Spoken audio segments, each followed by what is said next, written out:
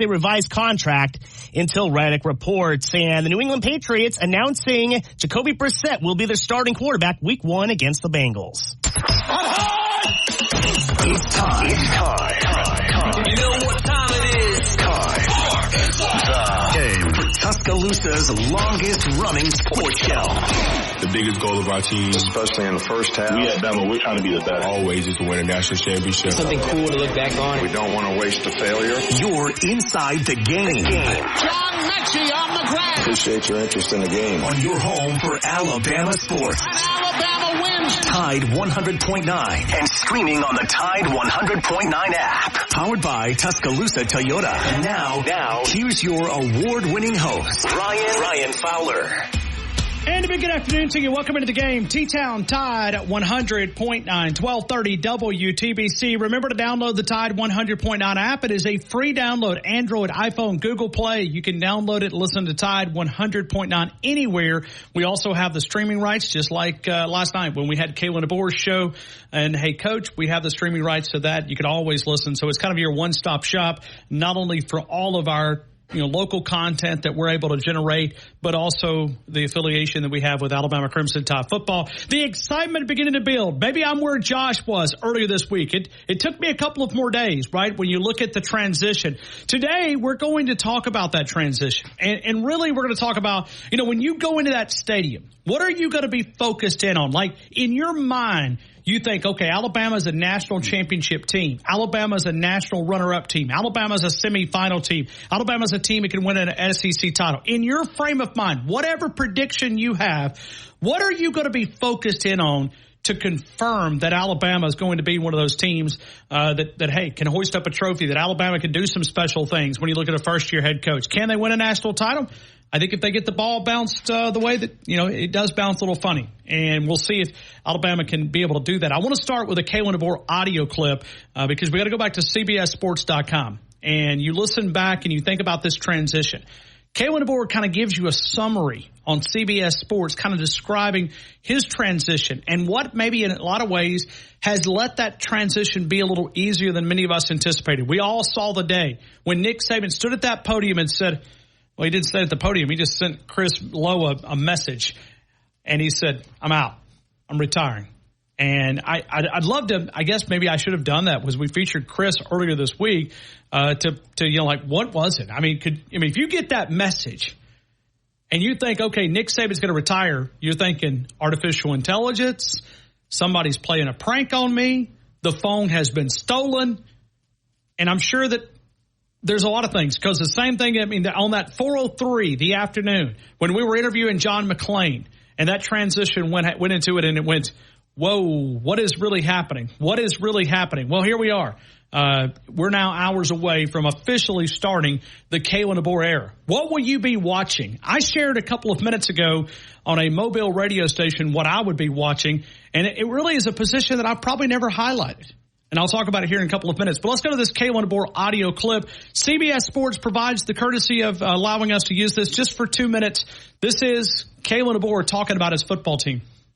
And before they've even played a snap, there are rave reviews coming out of Tuscaloosa. Kalen DeBoer joins us now. And, Coach, what has made the transition work now that we're on the verge of kicking off this season? Coach Saban still remains a presence there, major role in college football. What has made the transition to the Kalen DeBoer era work so far? Well, it's a lot of things. It's all the other people around this program, those that we retained and kept on board, whether it's leadership. I got an amazing athletic director that's really made the transition very seamless. We got staff, whether it's on the field, off the field.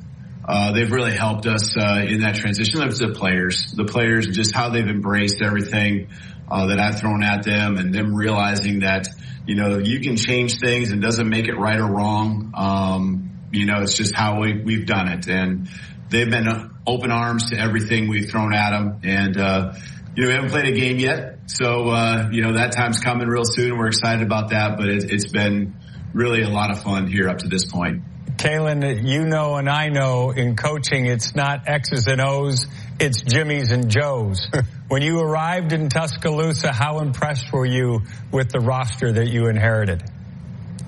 Yeah, we have a great balance of some upperclassmen who have been through it here, guys who understand what it takes to win. And then we have a lot of younger guys also that are really looking to those older guys, the upperclassmen, to show them what it's all about. We refer to it as the standard here. It's it's a high standard, a high level.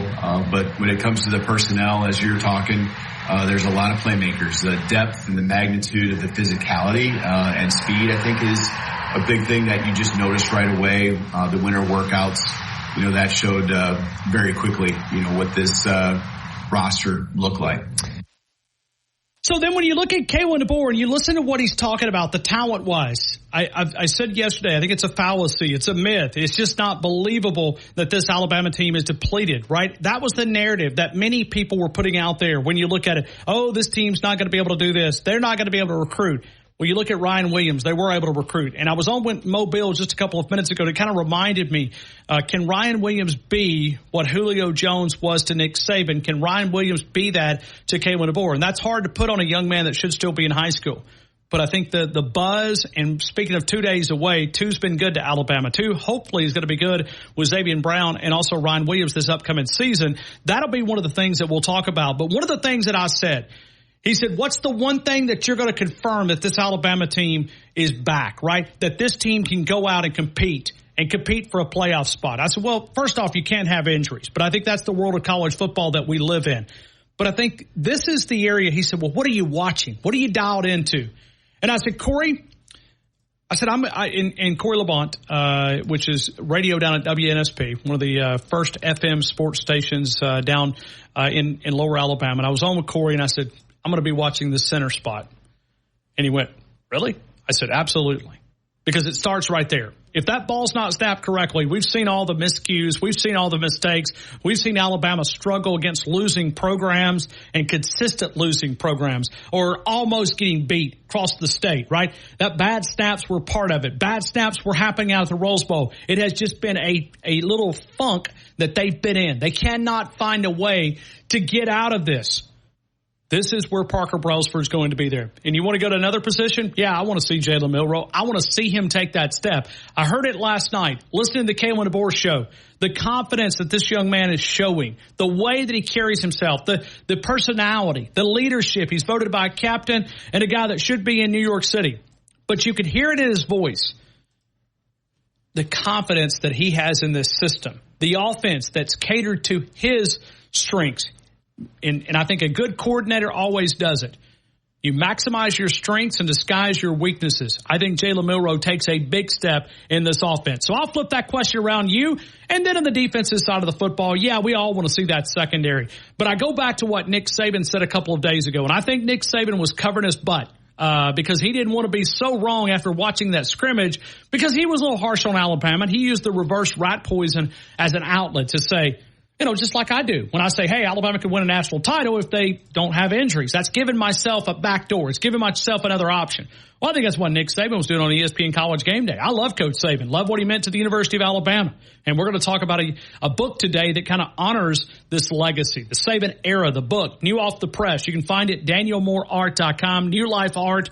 And we'll talk to Brad Beard. Brad's a guy that I'm going to get to know here. He's also doing a big book signing. We'll talk about that. But really when we start painting this legacy.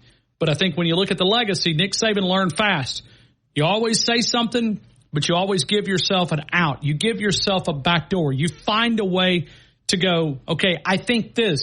And that's just being smart in the media. Nick Saban's a genius, and he's working his way to the world of college football. So when I hear Coach Saban giving out that reverse rat poison, that's what I got from it. I'm like, Coach Saban, you're covering yourself. You get it. You're a good media guy. You're training, quick learner. Always give yourself a way that you can kind of wiggle away. Whether you're a guy that goes out and says Alabama's going to lose 12 games. You always try to find a way. Well, but if the ball bounces funny, we can go 12-0 in the regular season. So we'll talk about it. We'll also cover this number. We'll set up a big day tomorrow. SEC Parlay Picks presented by Brian Harden Construction. We are always powered by Tuscaloosa Toyota, TuscaloosaToyota.com. The 2024 Tundra, 1.99 APR for $36, the $2,000 loyalty cash that is attached to that. The Camry, 3.99 APR for $36.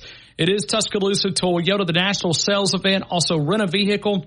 But why not come to Tuscaloosa, go and enjoy the game, and buy a new Toyota and make a great weekend. And you say, well, why would I buy one in Tuscaloosa? Well, for one, Tuscaloosa Toyota stands behind all of those products and really a powerhouse, one of the biggest volume dealers in the entire Southeast when you look at Tuscaloosa Toyota. But it's more than just that. You can also save when you look at the taxes combined here versus buying in the northern part, Jefferson County. If you go up there, the tax rate's much different, so you can save money there. But it's Tuscaloosa Toyota, TuscaloosaToyota.com. 2 days away. We're counting down the hours. We're about 52 hours away from Alabama Crimson Tide football. We just got a press release just a couple of minutes ago from the Southeastern Conference, SEC, to provide public availability reports from football, basketball. We covered this with Alex Scarborough, about 2 weeks ago? The availability reporting policy. We're going to get to Aaron Torres talking about this, but it really ties back to gambling. It ties back to how many players will be available, and you make this. Now, failure to provide accurate and timely available reports will subject schools to a potential penalties ranging from $25,000 for a first offense and $100,000 for a third, and further offenses in football with a maximum of $15,000 to $20,000 in men's and women's basketball. So it's going to be both on the basketball side of things and football. They're going to have availability. This is where we're at, right? We're going closer to the NFL. The NFL's not coming our way. We're going their way with length of games and the speed of the game, the way the game flows. We're going to react to this. Aaron Torres is going to be a part of our show. We've got Brad Beard going to be coming up. Tommy Ford also is going to help us document some history. We'll talk with Tommy Ford coming up a little bit later. We're going to dive into some things that he's doing, but really kind of covering this Nick Saban dynasty, but also kind of diving into something that he's doing with Crimson Chronicles podcast newsletter. And I always love the historical approach. So he's kind of covered this from a lot of different eras. When you look at Coach Whitworth to Paul W. Bryant, Paul W. Bryant to Ray Perkins to Coach Curry to Stallings. And really when you think about where this Nick Saban handoff was at, where can Kalen DeBoer take this? So we'll talk about it with Tommy Ford coming up at 3:30. So that's the way the show is going to be, a little bit guest heavy early on. We will take phone calls coming up at around 2:30. So Greg and Athens, get ready. We're coming to you. You'll be the first caller out of the gate. And then coming up after that, we'll feature 3 o'clock with Brad Beard talking about his new book. Not Brent. Brent Beard's always on Friday. We'll talk with Brent tomorrow, but we'll take your reaction. We'll get some things talked about, and we'll ask you, what are you focusing on? Aaron Torres joins us coming up in just a couple of minutes. T-Town Tide 100.9, 1230 WTBC, your home of Alabama Crimson Tide Sports.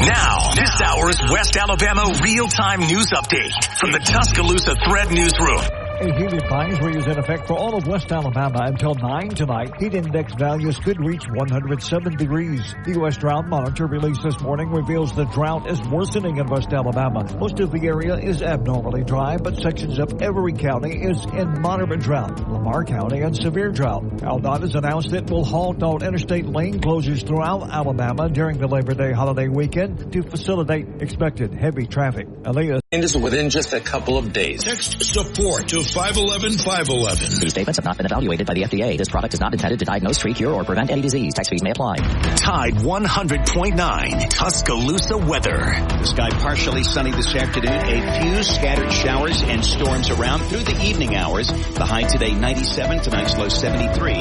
Tomorrow morning sunshine, scattered storms again.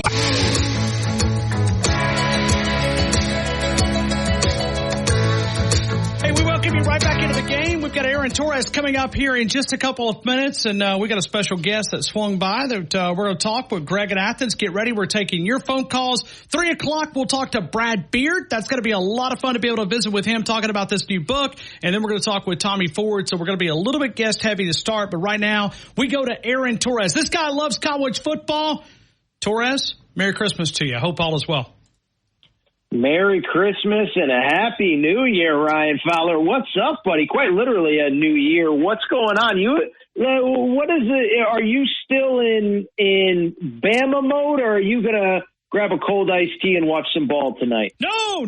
Listen, college football's here, my friend. And I'm actually I'm doing the Bachelor thing this week. My wife She's in a conference, so I don't know how this worked out, but my Mega Millions numbers did not come up. But I feel like that I've hit the lottery, right? I mean, I can go, I can watch college football, and I can be with the rest of the world pulling against Colorado. At least that's the way it feels. But, working out through this weekend, literally, think about it. Tonight, tomorrow, Saturday, Sunday, Monday.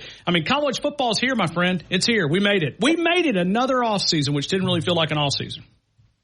Dude, it was, first of all, for you, I'm sure it didn't. Everything's new and exciting, and obviously start of the DeBoer era I'm excited about. But yeah, man, I know that you usually travel with your wife when she does these getaways. Obviously you can't this week. This wasn't an option, Torres. This wasn't an option. She said it. I got to go on this conference. And I'm like, you're going without me.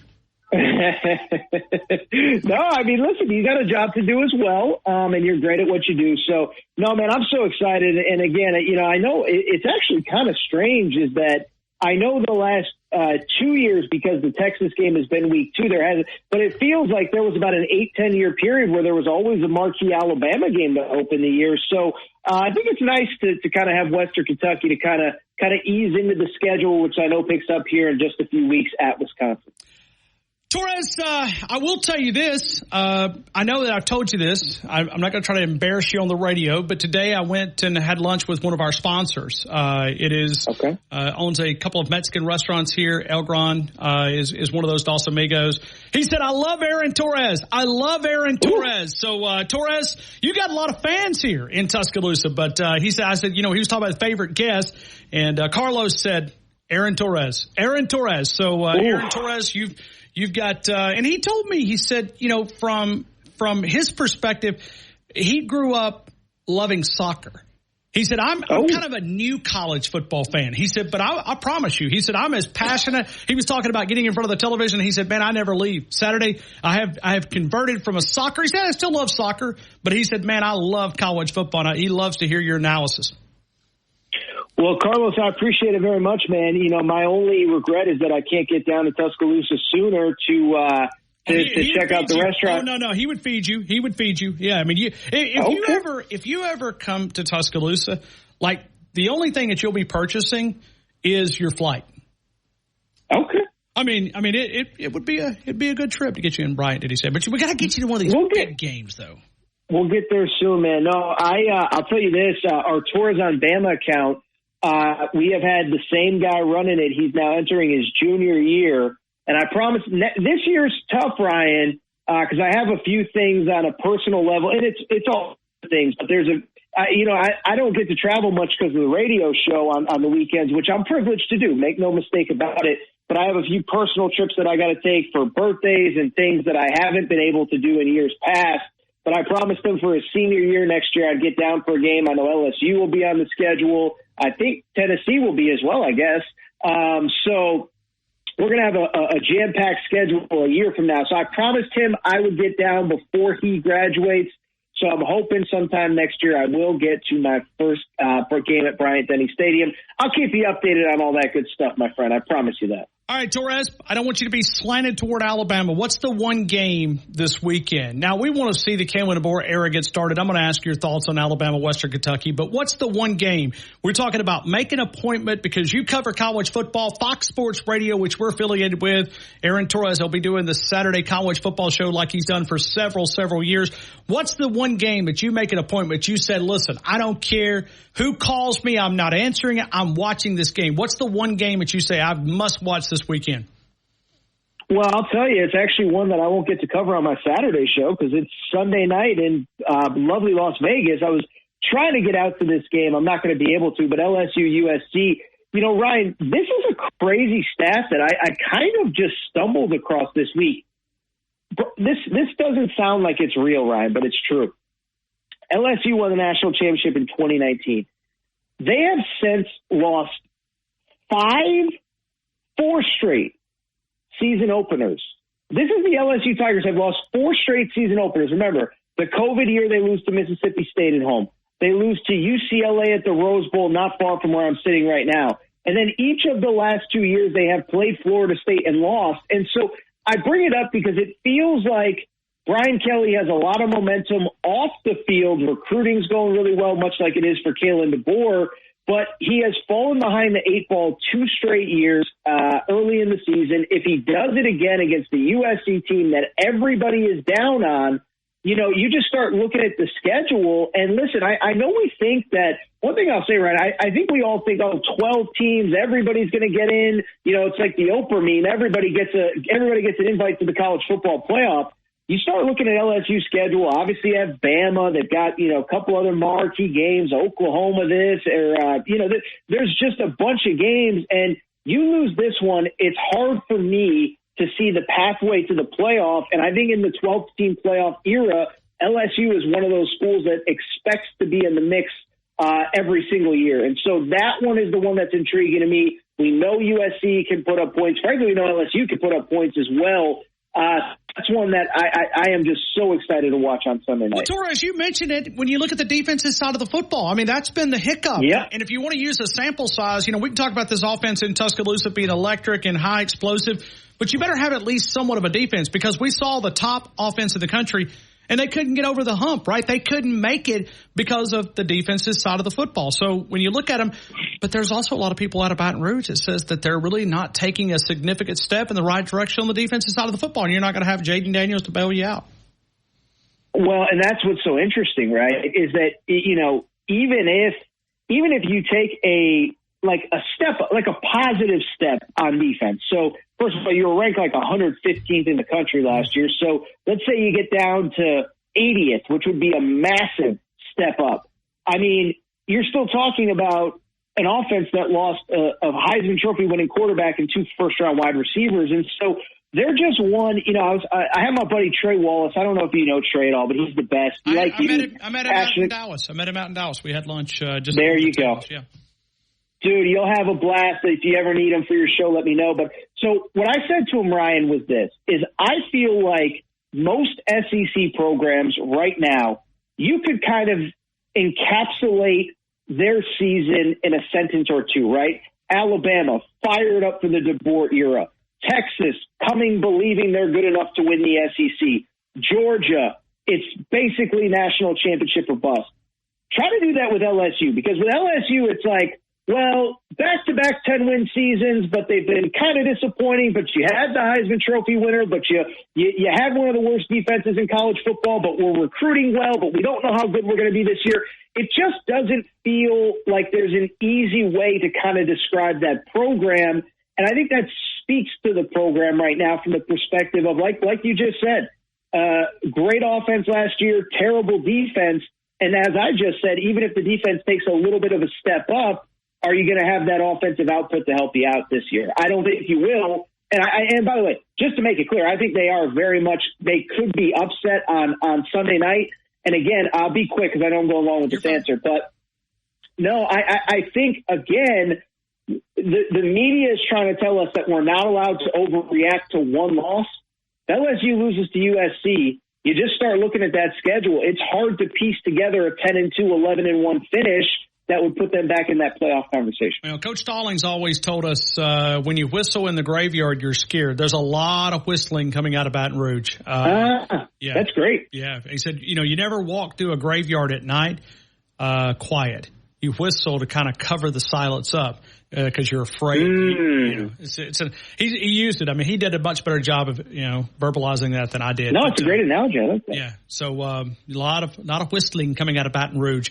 Clemson. Any chance that they give the Dogs? And by the way, it must be laundry day for Wyatt Fulton, our digital sports editor, Tide 100. He's wearing a Georgia shirt. I kid you not. I mean, what? Torres. I don't even know what to even say. I mean, it must be laundry day. It must be thrift store bargain 99-cent day. I know what it is.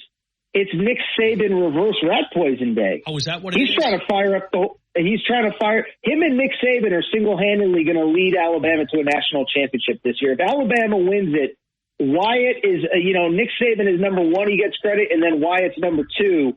But yeah, I mean, listen, it takes some guts to even just walk through the streets, I would assume. Clemson. The question was about Clemson. But so here's my take on that game, Ryan. So I think Dabo Swinney should be allowed to run his program however if he wants to do it his way and his bosses aren't going to step in his way, then it's not my place to say.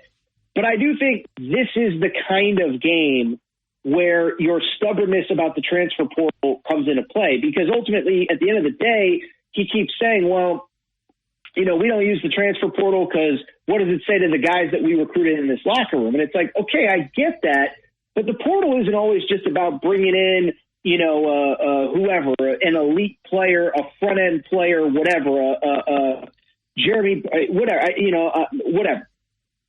But the portal can also be used to add depth to that roster. I mean, you look at even how Texas A&M used the portal.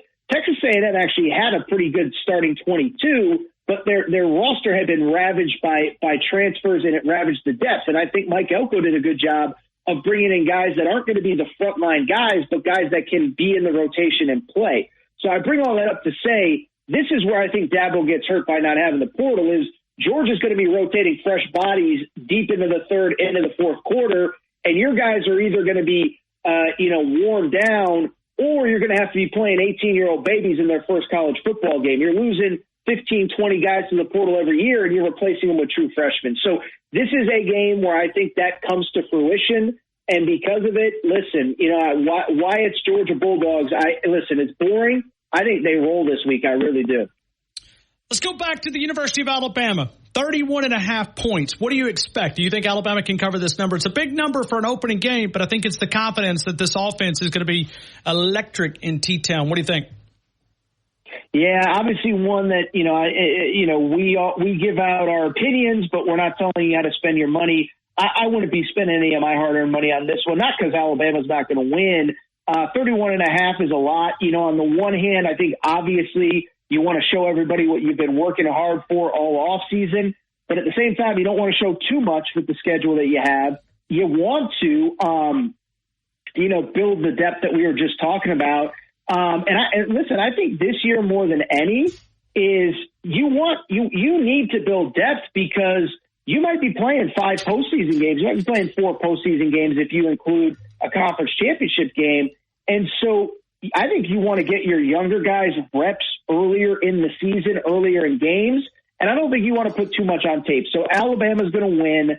Would it stun me if they cover? No, not at all. I mean, I could see 49-0, 49-7, 49-10, and a win and a cover. I'm just saying I wouldn't personally bet it because, again, I wouldn't be surprised. Kalen DeBoer, his season isn't going to be defined by what happens against Western Kentucky, as long as you win, of course. But if you beat Western Kentucky, your season's not going to be defined for it. You want to work out the kinks. You want to get ready because I know we've talked about it a few times now, but this schedule is going to ramp up here in a hurry with Wisconsin and obviously Georgia coming to town in just a few weeks from now. Yeah, they better be. It's going to be a great one, but you got to get some confidence too. That's why I like Alabama to cover this number because I think it's what's important. It's important to get the era started off right. You got to give. You're right because they've heard all about this offense. They know. I think you turn the heat on. You turn the heat on. You try to find a way to run it up. And I'm not saying you do it to disrespect Western Kentucky. You do it for confidence for your own players. That to me, that's why you do it. That makes sense. No, it makes sense. And I think the other thing, too, is there has been a lot of noise, as you said, to use your analogy or Coach Stallings' analogy. Maybe there's been some whistling in the graveyard from some of these other fan bases. But what's the best way to shut them up? You win 49-0. I mean, that quiets people for a few weeks. So, yeah, listen, you know Kalen better than I do. You've been in practice the last month. You have a better feel for what to expect. And I think to your point, it's a fair one, is there's a lot of people that, even though it's quote-unquote only Western Kentucky, are going to have their eyes on what this looks like. So maybe I'm more on Ryan Fowler's side that I do think that they cover. Now that I think about it, I think you might be on to something. Yeah. But here I am. I'm going to say this, and Alabama's going to win 17-3, and they're going to be very conservative. You could probably spend that too. And hey, we're going to save a little bit. We're going to save out a little bit. We're going to save a little bit. So Torres, I want to say thanks, man. I want to say thank you again. You made me look brilliant. You do this often. They always say that smart people reach out to other smart people to help them learn. Mm-hmm. You've always provided an education. Torres, I was at the speaking engagement with Nate Oates on Monday evening doing about a 30-minute interview at a public stage, and I quoted you, and I said, Torres said that Alabama is going to be, if not the number one team in the top three. Dropped your name in there, but it was behind the scenes that you were helping me. You and my buddy Drew DeArmond, making sure that all my questions were in line and ready to go, and I've got them right here. So, Torres, thank you, man, publicly and privately. No, I appreciate it, and I hope it did go well with Coach Oates. You know, I know obviously it was a closed-door thing, and there wasn't really availability, but, you know, I know you were really excited to get there. I will tell your audience that you and I prepped some notes during the Georgia Tech comeback the other day, so if they heard me talking on my show, like I broke down every second of that Georgia Tech game, I actually had the game on mute because you and I were talking through this Nate Oates interview. But I know Coach Oates has a great deal of respect for you, and I think it speaks to the platform that you built, that he took time out of his busy day to spend some time with you and your audience. So I hope it went well. I'm glad it went well. You know, I mean, based on some of the stuff that I've heard out of it, it sounds like the audience had a great time. I'm sure Coach Oates did as well. So it's my pleasure. Listen, we got college football this weekend, but what are we, 67 days away from Alabama basketball? Is that the number, Ryan Fowler? Yeah, 67 days. And what a schedule. And I already see people putting out stuff as far as rankings, but it was and this will tell you what you have helped. I know Nate Oates is the ultimate facilitator going to the Final Four, but I'm gonna say this privately. No, I'm going to say it publicly, not privately. I'm not going to reveal stuff that we talked about there, but they had a charity auction. And please, Nick Saban, if you don't mind, flip over to the Eagles, you know, and listen to Eagles, Desperado, Hotel California, those type of things. Just flip off here for a minute. I don't want you to hurt that fragile ego, okay? Nate Oates' autographed memorabilia was going for more than what Coach Saban's autographed memorabilia was. Wow. So that's your sign right there, Torres. That's your sign, my friend, that Nate Oates is all his autographed memorabilia was up. And well, and I'll be just quick on this answer is I think it speaks to the incredible work that he's done. Listen, you know, you and we talked about this in April, but, you know, that Kentucky job opened and, you know, Nate Oates should have been candidate number one. And that guy said, why can't I do it at Alabama? So it's a testament to him that he's not, you know, he's talked about this for years, that he's not looking for other jobs. Everything that he wants to do at the highest level, he can do at Alabama. I'm sure there's been previous years where a lot of schools have reached out and he said, you know, I could do this all here. So it's a testament to everything that he has been able to do. It's a testament to who he is. That, listen, I'm not trying to disparage the University of Alabama. It's an amazing place, but I think there's a lot of people that thought if you get a coach the caliber of Nate Oates, well, he's going to leave for some other job. And it's like, nope, he's proven you can do everything at Alabama. And I think what he's done at Alabama is one of the best stories of the last couple of decades in college basketball as far as building this power that has now gone to a Final Four and expected there at a place like Alabama. Fox Sports Radio that you can hear right here on Tide 100.9, Aaron Torres podcast. The Torres on Bama account is going to be electric this weekend. They'll be posting a lot of photos, a lot of stats. They'll be reacting to the game. Aaron Torres at Aaron_Torres at Aaron_Torres. Hey, man, appreciate you, brother. As always, thanks for being a part of our show, Torres. I'll talk to you next week, man. Thank you. Dude, it is my pleasure. Roll Tide. I appreciate you. Can't wait to watch, and we'll talk next week. RTR, Roll Torres, Roll. Thank you. Thank you, Torres. Have a great rest of your day. RTR, Roll Torres, Roll. We'll get to Greg and Athens coming up, and we've also got a special guest. We're going to talk a little college football with you, and right here on the game. Phone lines jammed up. That's what we like to see, the electricity. Jackson, I'm where Josh was earlier this week. You may have to look at me and go, because I talk very loud. You may have to look at me and say, Fowler, You gotta slow down, man. The old ticker. I mean, it's there. I mean, it's ready. I mean, I think you're just riled and pumped up for the season. I mean, it's kind of like you ever go to a preacher and he takes off the jacket and throws it on the pew up there. That's where I'm at. I'm fixing this polo's coming off. Oh. I'm going to the t-shirt. I mean, bowl and pin mode. I'm getting ready to roll.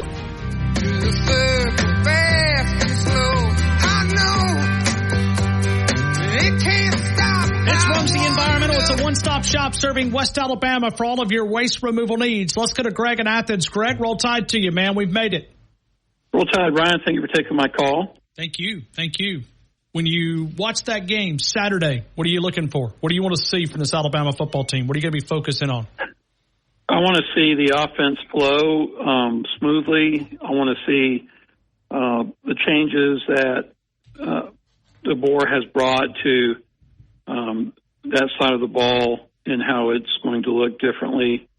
And, I mean, you mentioned one aspect of that, the center exchange. I think that will be improved. But I just want to see offensive flow and how they incorporate different guys into the rotation, whether it's wide receiver, running back, or on the offensive line, even with tackles. And then defensively, I want to see is the front line getting disruption and penetration into the backfield. You know, you don't always have to sack the quarterback, but if you are constantly disrupting their timing, it makes so much of a difference. And then, of course, how are the DBs going to fare as they transition to younger, newer guys? I think those are some great illustrations. I mean, I go back to the center spot. I said it on in the Mobile radio, just saying, yeah. I mean, how many times do you really say that though? That you're going to be focused on the center spot. You want to see improvement because it all starts there. I mean, look at how out of sync Alabama's offense was because Milroe didn't know where the snap was going to be, up, down, left, right, on the ground, above his head. I mean, it and then you create that lack of confidence. You're going, whoa, man, I can't. You know, where's it going to be? That's what I'm watching for. Yeah, defensively, I want to see how healthy, Jaheim Otis is. Last year he had some health issues, and I think it really impacted him, and in this season, I want to see how much of a space eater he can be and a disruptor, of course, in the backfield, and in general, just stay as healthy as possible because some areas don't have as much depth, of course, as others. There we go. Yeah. I mean, I think that's the issue. And this Alabama team, could be playing in the college football playoffs. This team could be a team that could, be in Atlanta for the college football finals, being a, national runner-up. But seems like Alabama, I know it was kind of the narrative and you catered to the audience, us, but they almost like if you slam Alabama, you kind of get a brownie point. You kind of get a benefit. Well, you look at it now, you see a lot of people kind of covering their butt a little bit. Hey, I wanted to let you know I ran into Reggie Ragland this Saturday, Saturday. Yeah. Where at? He was up in Huntsville at the Von Braun. It's the last weekend before the first official week of football, and I told my wife that we could go do whatever she wanted to, and she wanted to run over there.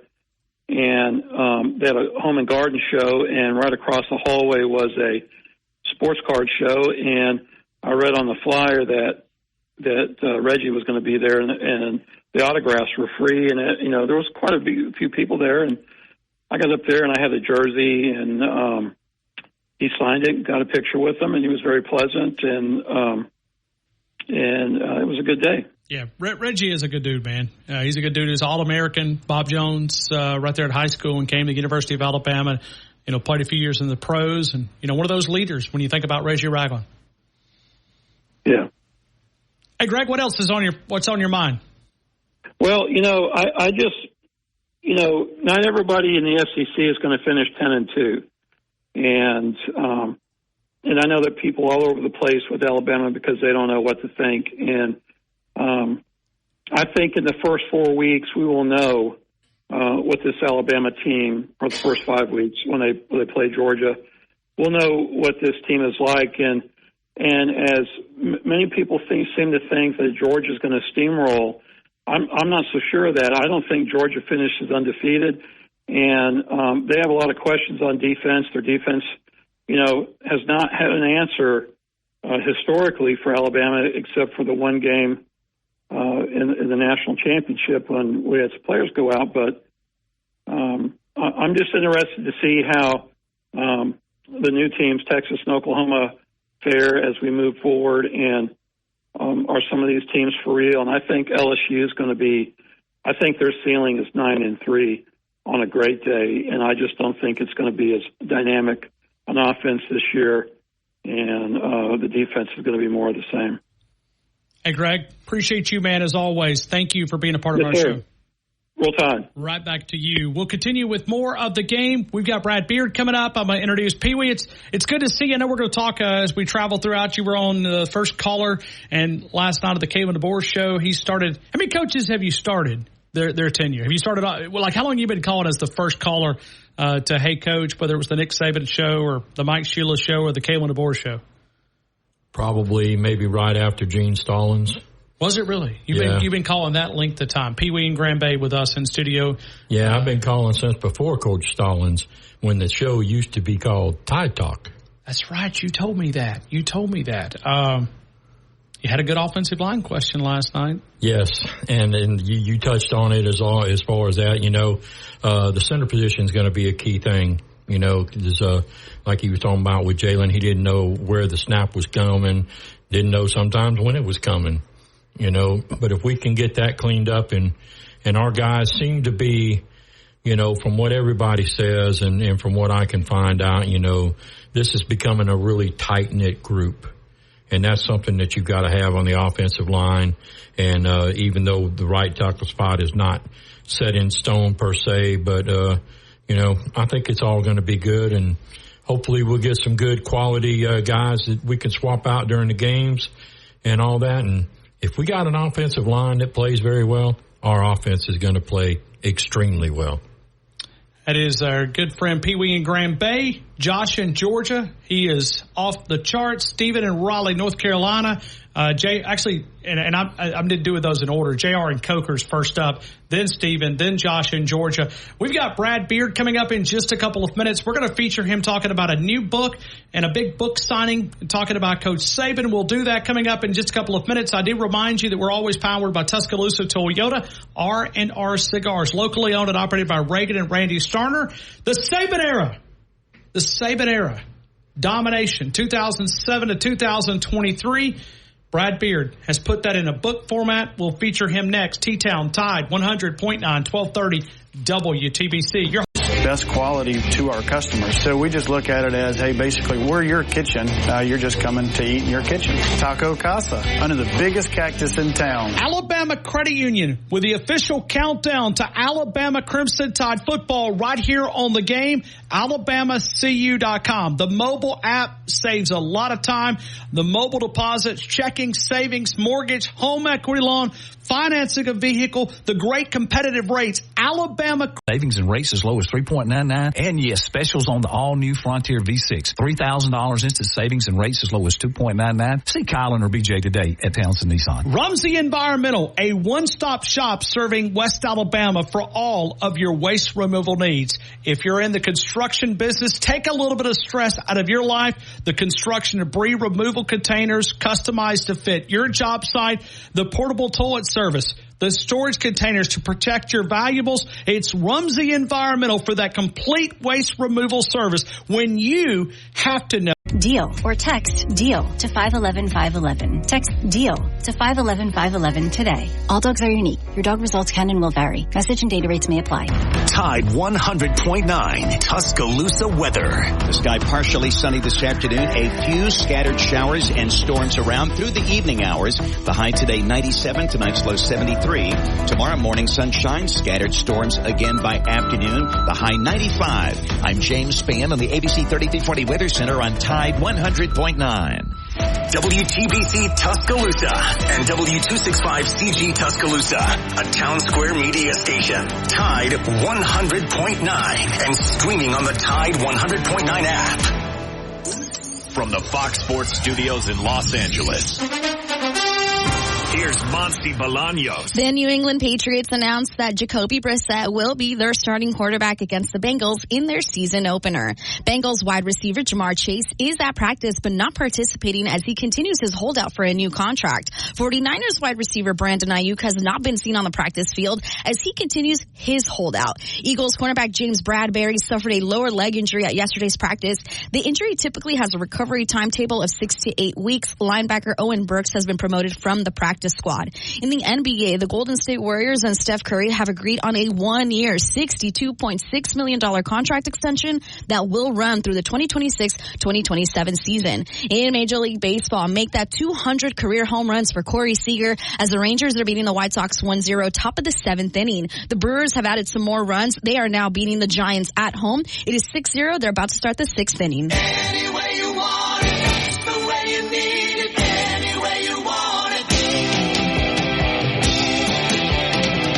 She loves to laugh, she loves to sing, she does everything. She loves to move, she loves to groove, she loves to love and things. All night, every night. So hold tight,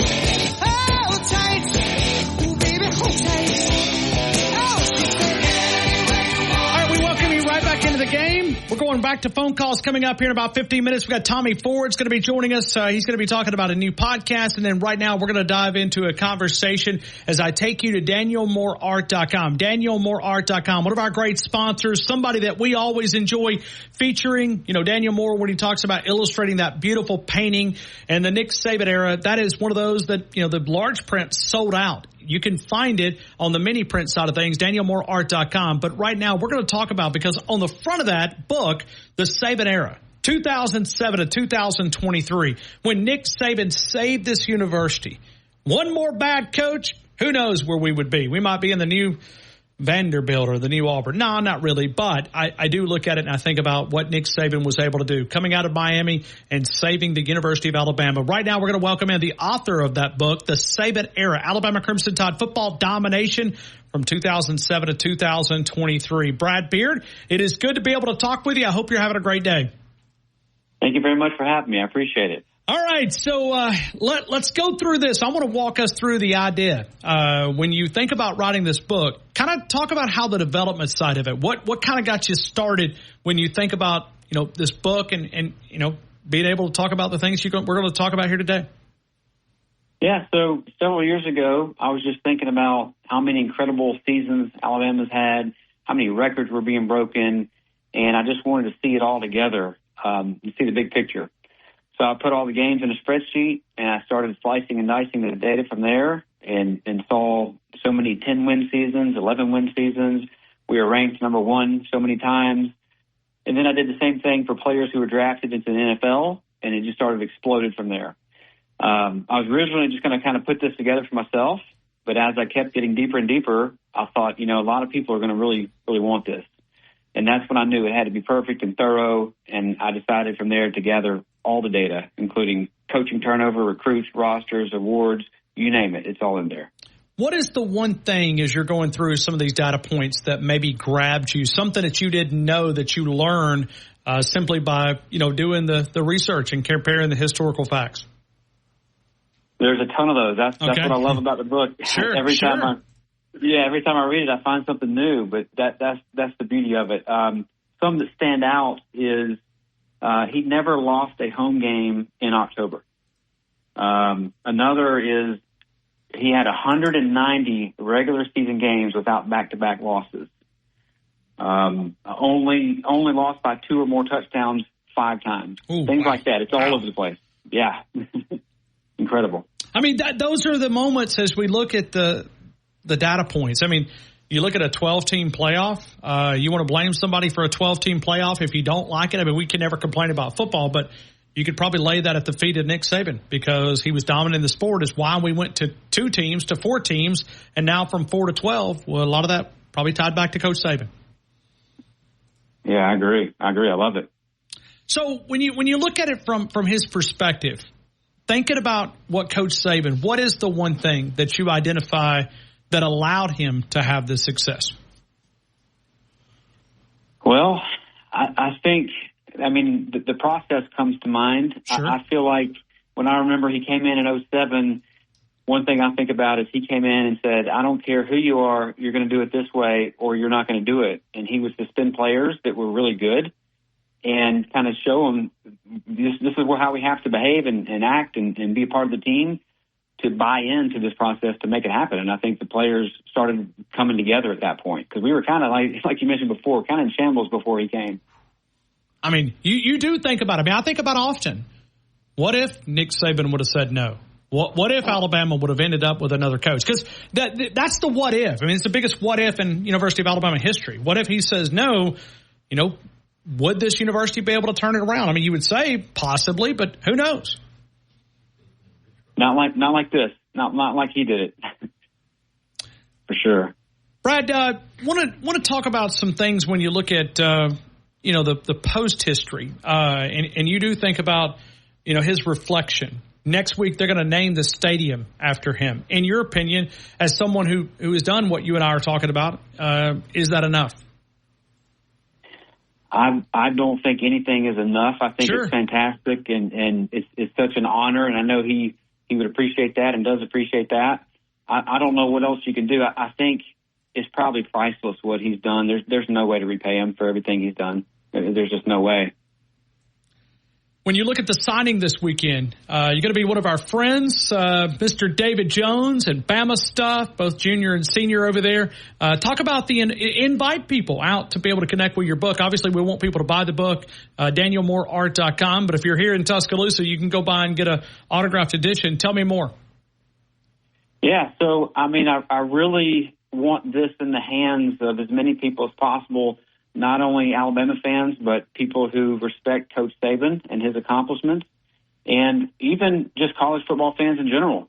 The more people that have it, I feel like we can relive this era. It's something I want people talking about forever, and I want it to be more than just, he was a great coach, he made some great accomplishments and had a great run. I want it to be more specific. You can go to any game, look it up. Every game is in this book where you can go through and read a summary. All the stats are there. So you can relive a moment that you went to a couple games that you really enjoy and want to relive it, or an entire season or the whole era. And so, yeah, I'm going to be signing these at Bama Stuff, and I hope everybody can get their hands on it. And it's a great gift for people. So I can sign it to certain people if you'd like to give it as a gift, or to yourself, or just sign it however you like it. So I'd love everybody to come out and check it out. Brad, what's the time on that at Bama Stuff on Saturday? It's from 2 to 5. So 2 to 5, you're going to be there at 3 o'clock. Now, just making sure. Now, for those who don't know, you got Bama Stuff, you got Alabama Express, Alabama Bookstore, where most of us back in the old days, we would buy all of our books. I mean, right there for Mr. David Jones. And which location will you be at? Will you be out front, or describe that for those people walking by? Yeah, it'll be inside Bama Express. Okay. There's going to be a table Brad, set up inside. That's a smart decision for Saturday. That's right. I don't know if you were able to work that, and hey, that's negotiation, but I must be inside. That's a smart move, number one. That's right. Brad, looking through this, is there a game that stands out to you that would stand above the rest on this 17-year run? Well, I think the beauty of it is everybody might have a different answer for that. Sure. And you can go look at your own, what works for you. For me personally, it's going to be the 2020 championship Ohio State game for a couple of reasons. Number one, I thought that the team was absolutely dominant, star-studded, undefeated season. It was just incredible anyway. COVID, so we played more SEC games ever in regular season. And for me, the cherry on top is my wife and son got to go witness that game with me, and that was his last championship game. Wow. I mean, you do think about 6 national titles. I mean, you think about, not just saving the university, but he turned it into one of the greatest dynasties in the history of sports. I mean, it's not just college football. I mean, what Coach Saban did to flip the script, it's almost like you're in a dream, right? I mean, I know that sounds crazy. It's 17 years, but you almost have to pinch yourself. One day, when we're looking at this book, 40 years from now, 30 years from now, we're going, Nick Saban did what? I mean, because it's almost like we're caught up in the moment. We're caught up in the moment. We really haven't had a chance to truly reflect, and I hope this book is able to do that. Yeah, I agree with you. As I proofread it over and over, I would find something else every time saying, wow, this is just amazing. And I agree. I think sometimes we took it for granted. I tried not to, but it's hard not to at the time. But I think when reality sets in, we're going to be able to see these stats and accomplishments. And like I said, hopefully read about them and have them live on forever.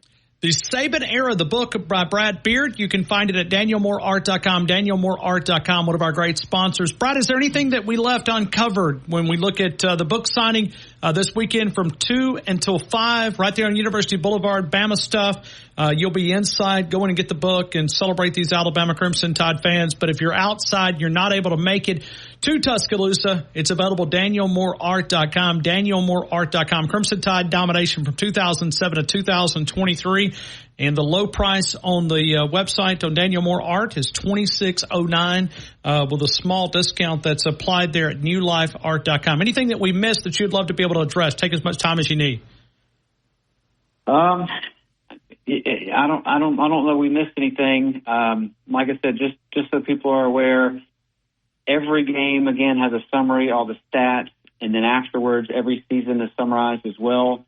I think it has a really good appendix, and it's not only to relive every game and stat, but if there's anything you ever want to look up and cross-reference, and I find myself doing this all the time, I have it in a format that I'm really proud of. It's organized in a way that's very easy to find anything you're looking for, and with all the stats and all the data, that was difficult to do, but I think a lot of people will enjoy it, and I'm hoping to spread that to everybody.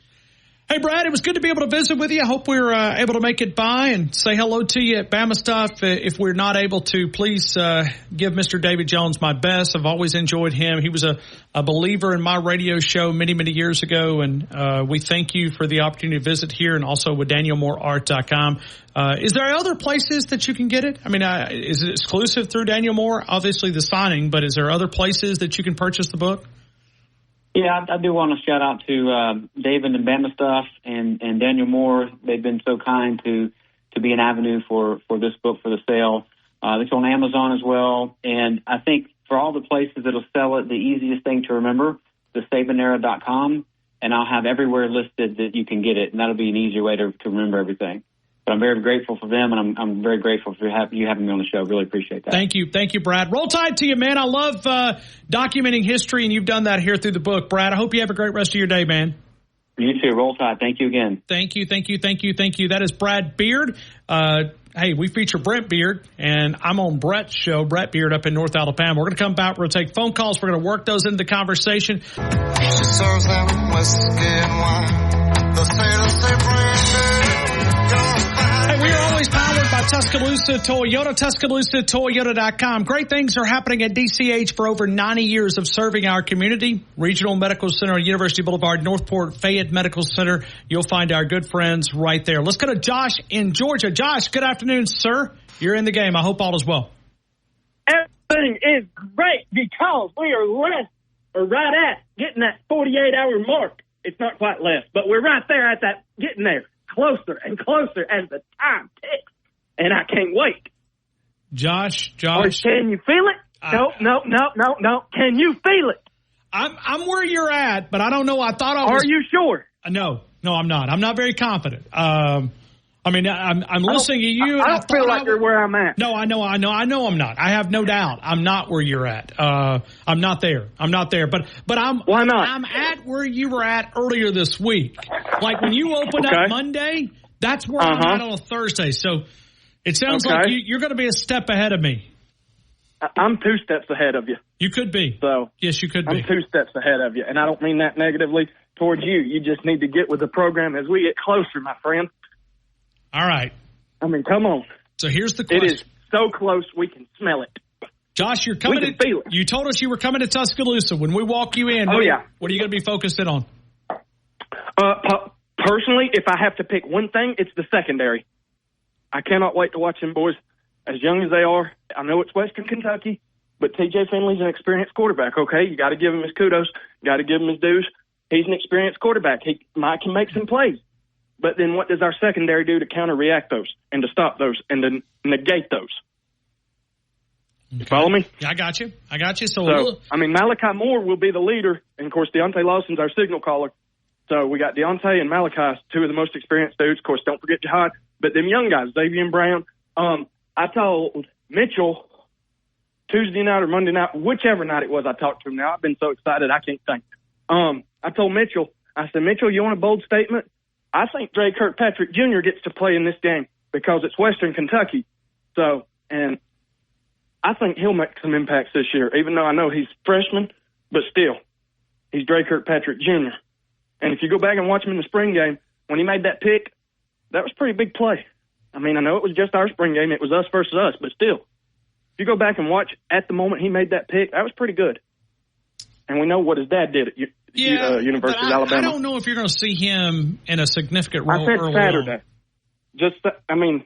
We're going to be up by 30, 40. And I think he's in. Okay, if you're Kalen DeBoer, do you try to establish confidence? Because you really need that, right? You need to get off to a fast start momentum.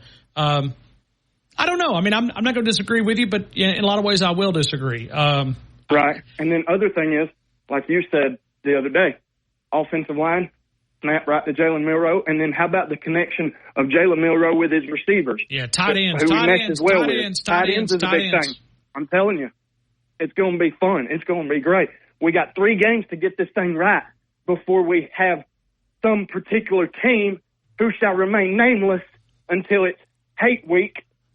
Because when it comes to the word hate, yes, that's a very strong word, and I don't hate anybody personally over it.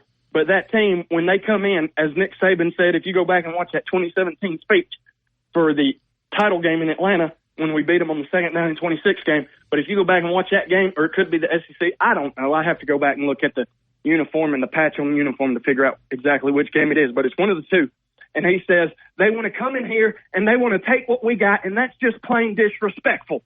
So when this particular team comes into a new era of the same field with these stinking black and white and red uniforms on, oops, I named them, and they come in and they want to play us, we got to still show them who the king of college football is, where the epicenter of college football is, who is the greatest, the granddaddy, the Mac Daddy, the top dog. I named them again, oops. Who the king is.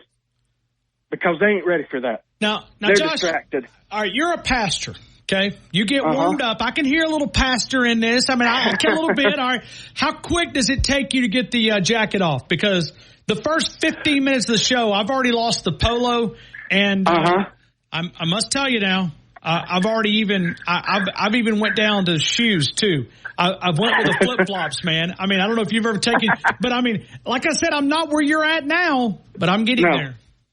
Right. It depends. Sometimes I can't keep my coat on, but it's that tie. I pop that top button and yank that tie down. But sometimes the coat does have to come off, I'll tell you. So, but, and sometimes the watch has to come off. I ain't hit the pulpit to where I break my watch, but I've seen guys take their watch off so they don't break them because they might hit the pulpit. So, but, I'm pretty animated myself, and I'm not trying to say this, that, or the other, but you brought it up and you're saying I'm animated about football. But yeah, I'm animated whenever I do sermons too. So my hands are flying all over the place. Josh, safe trip down to Tuscaloosa, man. Hey, dude. Hey, I got one. Hey, whoa. Hey, real quick, say hello to Pee Wee. I know you know Pee Wee in Grand Bay. I do know Pee Wee. Hello, Pee Wee. Hey, Josh, how you doing? Hey, Jackson. Great. Hit Pee Wee's mic. Yep, there you go. Yeah, say it again. I'm doing great, Pee Wee. Hello, Pee Wee. Hey, how are you doing, Josh? Wonderful. I'm excited. I'm amped, and I hope to see you at Tailgate on Friday night or Saturday. I know you should be there, hopefully. So. Yep, I'll be there. I'm excited, dude. It's a new era, and if you've listened to this show at all, Ryan will tell you, I was this way back in June, dude. I mean, it didn't take me long to buy into what Coach DeBoer was selling. I mean, I'm thankful to live my life under the Coach Saban era, but I'm also kind of ready to turn this page and to be able to tell my kids, like people have told me, they saw Coach Bryant, they've seen Coach Stallings, they've seen Coach Saban. Now I can say I've seen Coach Saban, and now I'm going to see Kalen DeBoer. And I think it's going to be a great era in Tuscaloosa, Pee Wee. I agree 100%. Hey, so Josh, I'm ready. I'm amped. Appreciate you, man. Hope you have a great rest of your day. Yeah, buddy. Roll Tide. Thank you, Josh in Georgia. We've got Tommy Ford coming up here in just a couple of minutes. When we look at Tommy Ford, Crimson Chronicles podcast, e-newsletter, he has done a historical perspective on the Med Center Urgent Care Family Medicine. No appointment necessary. The super doctors who live and work in our area. MedCenterUrgentCare.com. MedCenterUrgentCare.com. The super doctors in Tuscaloosa, Northport, North River off Rice Mine Road, Hoover off Highway 150, Fayette, Demopolis. MedCenterUrgentCare.com. We're going to get you back to 100%. We're going to welcome in someone who is has documented history of the University of Alabama in so many different ways. I'm excited to see what he's going to be able to do with Crimson Chronicles, the new podcast. How's this for some U.S. coaching transition? Stallings to DeBose, and you look at this transition now. We're going to kind of tie all this together with Coach Saban passing the torch, but it is Tommy Ford. Tommy, I hope it's all is well. Welcome into the game in Tuscaloosa. Thank you, Ryan. Appreciate you having me. Hey, absolutely. Tommy, how many books have you written? Because I guess I just stumbled out of the gate. I was thinking through so many that I've had you on to talk about. What, 5, 6 more? Well, it's at 12 now. Oh man, I'm way under, way under on that one. So 12 books, but well, I've been fortunate and blessed to have written several national championship books after the 11, 12, 15, 17, and 20 seasons through Whitman Publishers. And then Pat Williams and I collaborated on Bear Bryant on leadership back in 2010. And then I wrote Carson Tinker's book, A Season to Remember, for Carson. And then there were a couple much earlier than now, back in the 80s, and then an update of that in the 90s. So it's just a labor of love, and I've always loved to write, and there's nothing better to write about than Alabama football history. And the big collectibles, I don't even know the exact words, but coffee table book that is that's Tommy Ford's book. So he has written a lot of those, and I guess Coach Saban gave you a lot of reasons to rewrite a lot of those as the history was continuing to pile up in this 17-year run. Yeah, my writing schedule increased tremendously once he got here in 2007. So I've been blessed. We've all been blessed to have something to write about that Coach Saban's done. Let me ask you about this project that you're getting started talking about these coaching transitions, because we've kind of spent some time thinking about it with Coach Kalen DeBoer, but kind of walk me through your goals of what you want to be able to document as far as history on these transitions. Sure. I got a call back, I guess in February, from a guy in Birmingham named Rick Morton. He works for Lifeline Children's Services and has done years of podcasts and is a techie guy and knows the whole podcast world. And he's also a huge Alabama fan. And he'd come up with this idea to do a podcast not on how practice went today or how recruiting is going or who's going to start at wide receiver or who's in the portal, but about Alabama athletics history. So through a mutual friend, he called me, and we've been kind of working on this for several months, and we launched Crimson Chronicles as a podcast on July the 30th. It's on YouTube, Spotify, Apple, and we're going to talk about Alabama athletics and the history.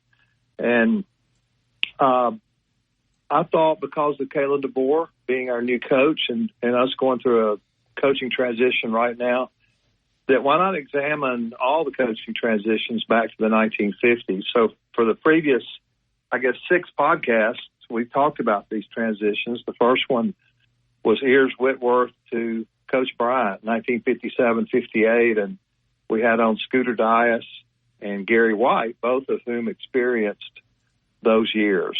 Scooter was a little running back for Coach Bryant and did a great job on his first couple of teams, and Gary, of course, who still lives here, was a football manager during that time and ended up being the head manager for 59, 60, and 61. And they were just absolutely fantastic, talking about something 65 years ago like it was yesterday. And then we had Paul Caruth and Randy Edwards talking about the Coach Bryant to Ray Perkins transition, and they were both part of those 2 coaches. And then I had the one and only Roger Schultz come on and talk about the Ray Perkins to Bill Curry to Gene Stallings transitions, and he was there for all of that. And then my friend Randy Ross, who was in the athletic department for 17 years, you knew Randy when he worked. He was there for the Gene Stallings to Mike Dubose to Dennis Franchione to Mike Price to Mike Shula transition. And he kind of he's very transparent about all those coaches and has a glowing tribute to Coach Stallings, and then is very honest about kind of what happened in the Mike Dubose to Franchione to Price to Shula days. And it was a really fascinating interview. And then last Tuesday, your old boss, Steve Townsend, was our guest for about 50 minutes, and he talked about the inside story of how Coach Saban was hired in 2007.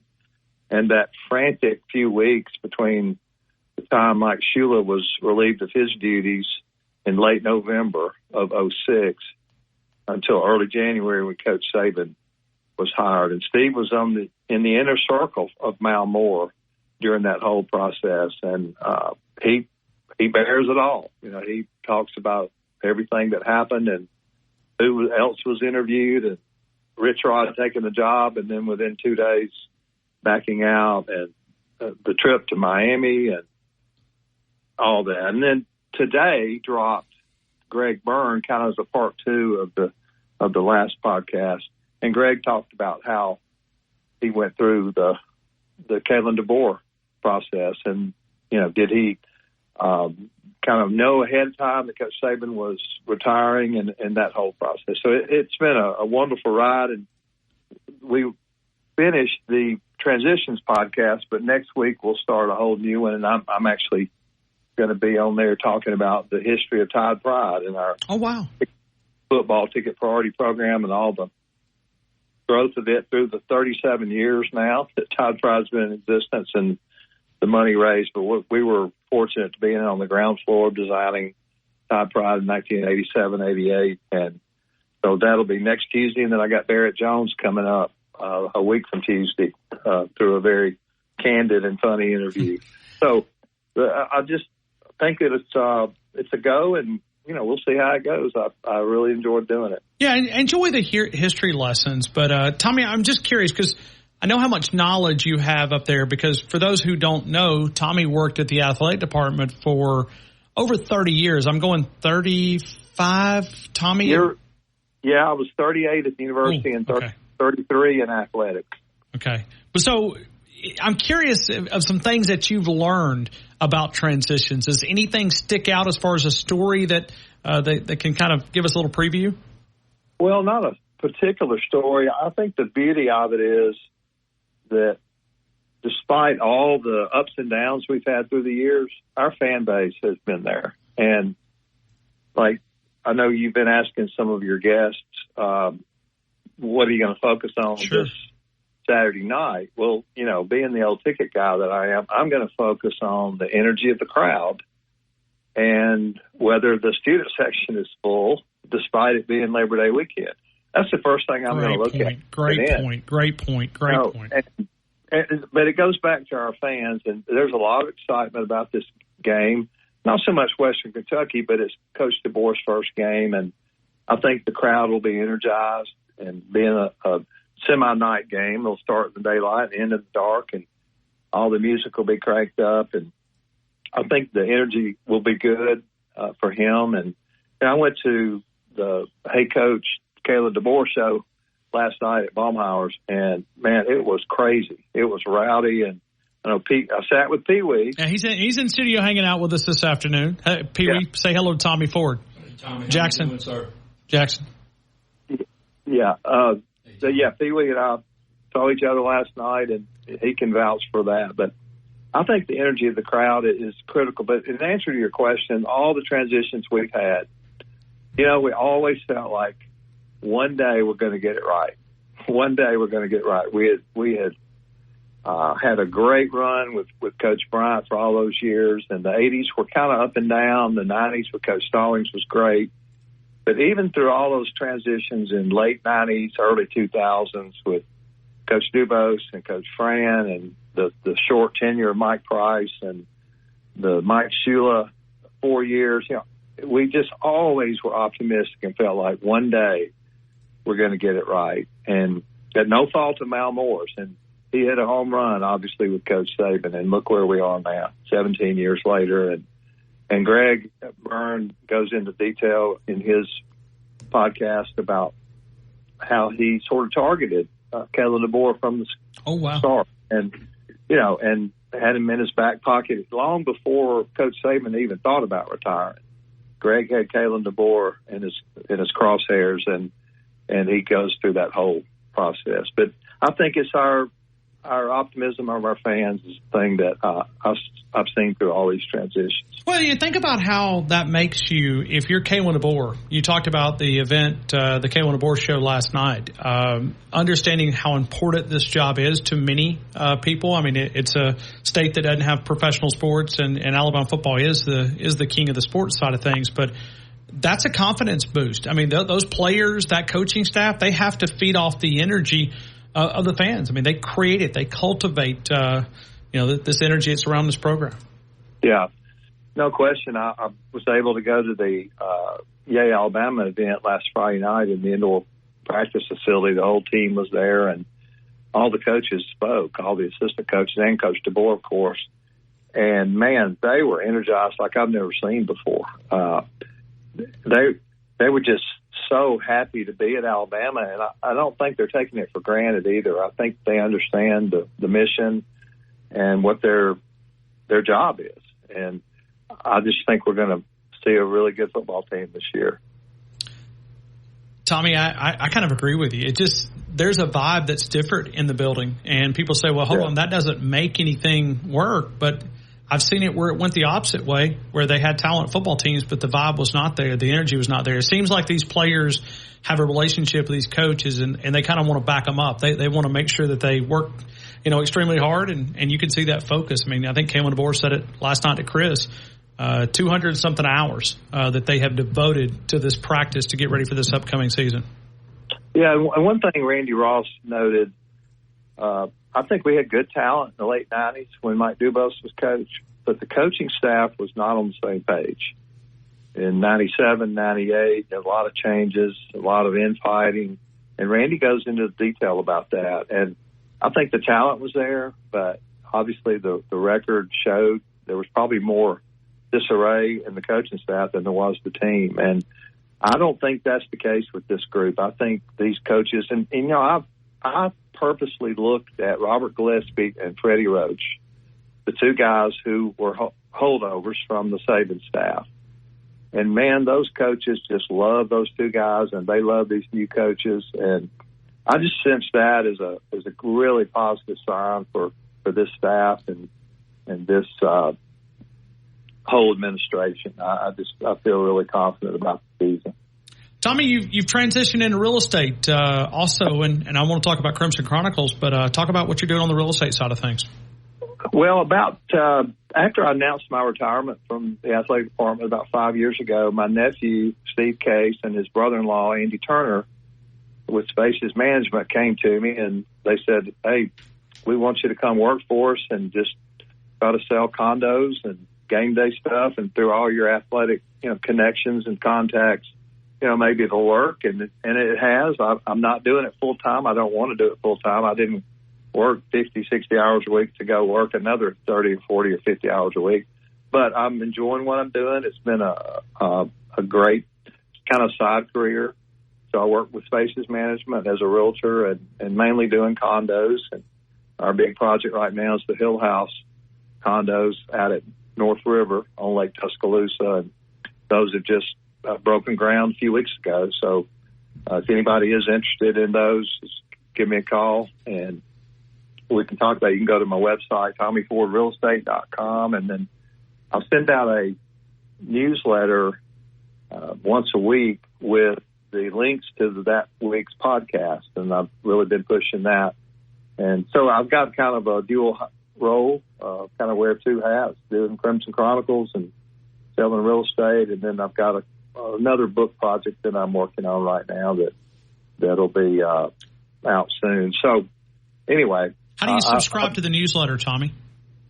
Well, just the best thing to do is go to TommyFordRealEstate.com and just send me a message through that. If anybody wants to get my newsletter, they can give me their email address, and I'll add them to the distribution list. Okay.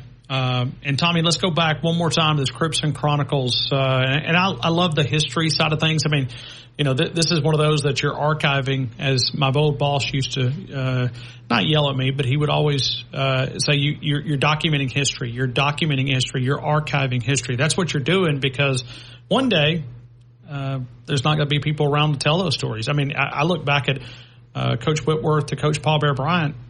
That's not a lot of people have that knowledge, documenting history.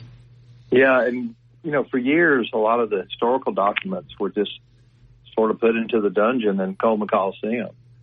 And thankfully, the Bryant Museum and, you know, Ken Gaddy and now Livy Arnold, they have done a great job of recording all this. And the Bryant Museum is about to explode with all the archives that they have. And I was aggravating Olivia. I said, you're going to have to extend a wing or something, double it, build it up. I don't know what you're going to do, but you're going to have to expand somehow, some way.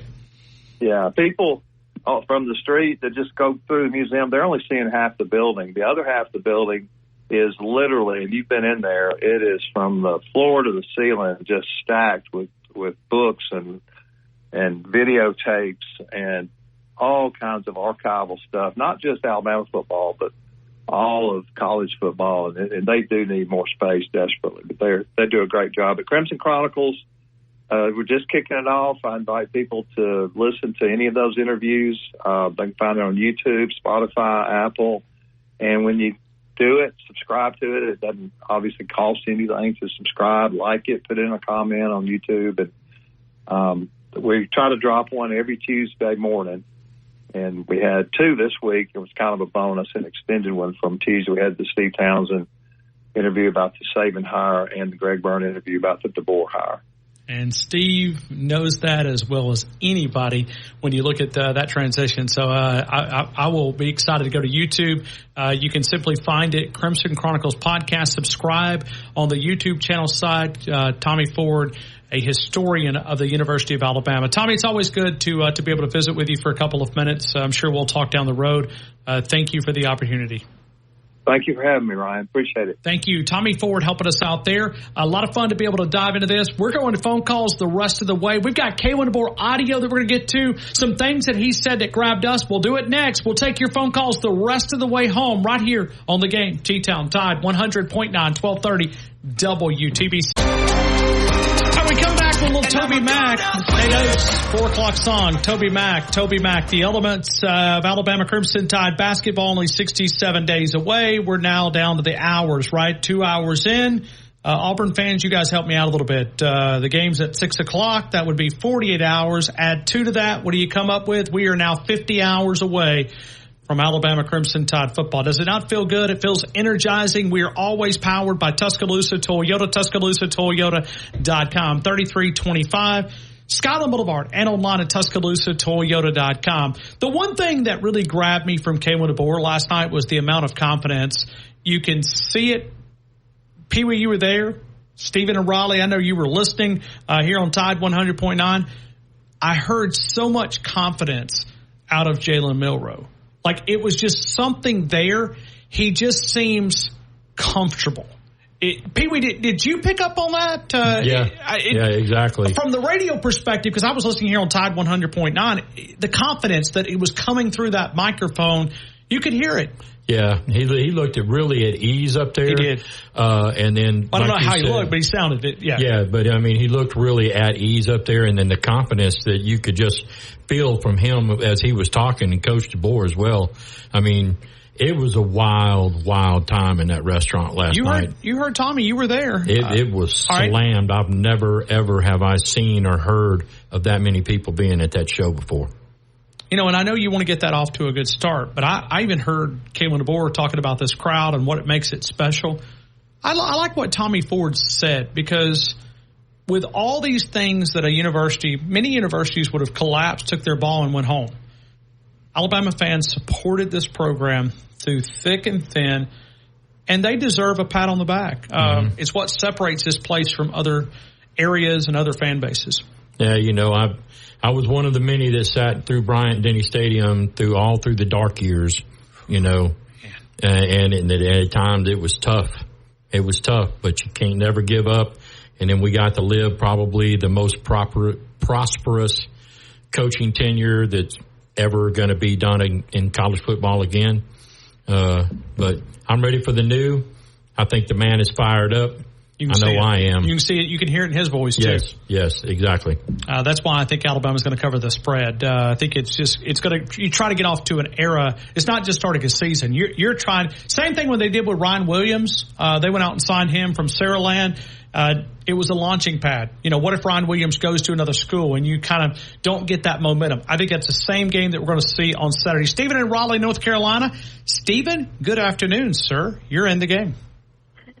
Ryan, I don't know who this Stephen guy is. This is Roll Tide Raleigh. That's Rollie. Roll Tide Raleigh. Roll Tide Raleigh. Roll Tide Raleigh. Well, I don't know the Stephen in Raleigh, North Carolina. They must misspelled it up here on the board. All I know is season's over, Ryan. It's time to be a fan. Okay. All right. So, Stephen, we're having a hard time. Oh. Yeah. Well, AT&T, I think, has been having some issues. I don't know if you have AT&T, but I do have AT&T. They've been sending out. I'm in a grocery store. Okay. Let me put you on hold. You put you back on hold and come back. Okay. I'm about to go outside. Okay. Sounds good. I'll do that. Let's go to Pat in Tuscaloosa. Pat, good afternoon. You're in the game. I hope all is well. Yeah, Ryan. Hey, there is one bad line there at the university, and I think he's got it. I mean, they're at your station. But, hey, is Pee Wee still on with you? I am, sir. Hey, man, it was good to see you there last night. You didn't see me, but I was about 15 feet away from you. Couldn't get there for a bunch of fat photographers. Anyway, what a wild, wild environment. There's two words that I want to use for Coach. One is confident, and the other one is charismatic. Do you not agree with me that he emits both of those, and especially the fact that he is so charismatic? Pee Wee?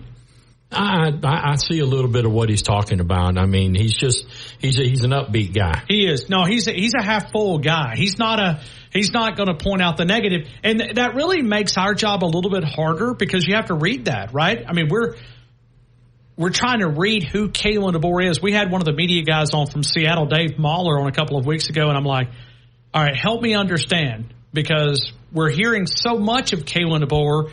Is this a positive tone that we believe in, or is this, and that's probably a lot of what's created this.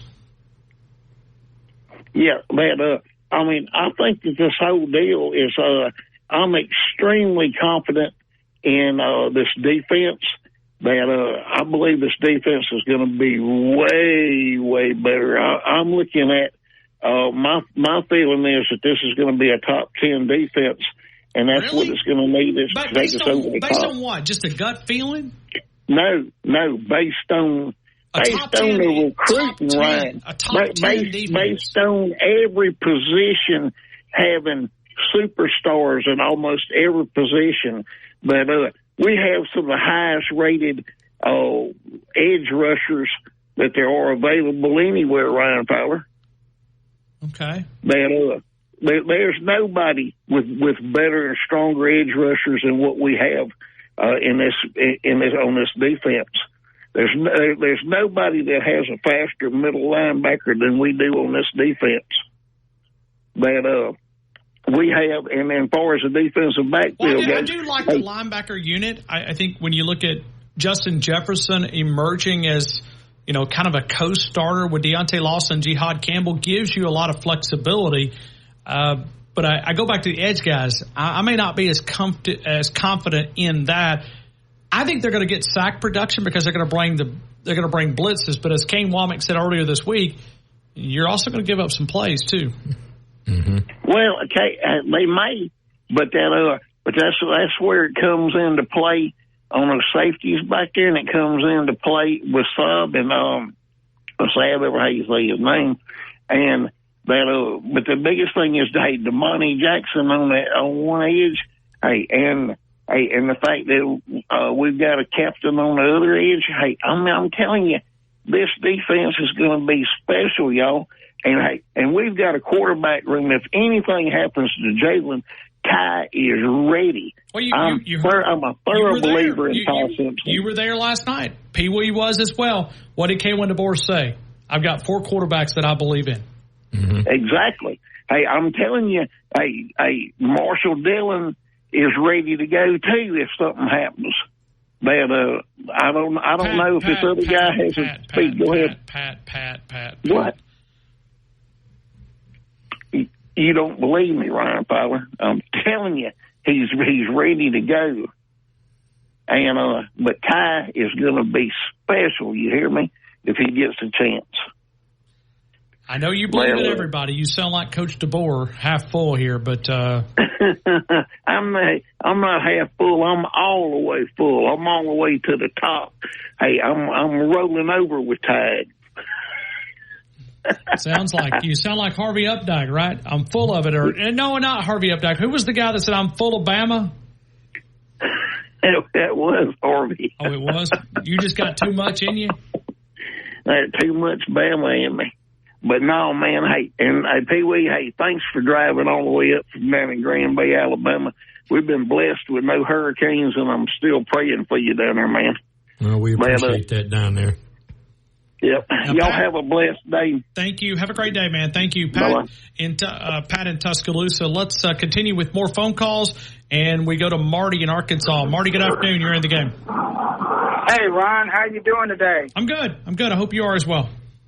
Yeah, I got the Razorback fans mad, real mad this morning. I told them they're going to lose their game and their coach is going to get fired, just like that coach did when they got beat by Citadel. Well, Sam Pittman's a great offensive line coach. I'm sure Pee Wee would attest to that. But no. I don't know about that. Well, no, I do know. Sam Pittman's a heck of an offensive line coach, but the head coaching side of things has not transitioned. Well, I don't know. They were telling me we're going to lose 4 or 5. I said, well, you're going to lose tonight. That's why they put the game on Thursday night. So your coach gets fired and you can get one by Sunday morning.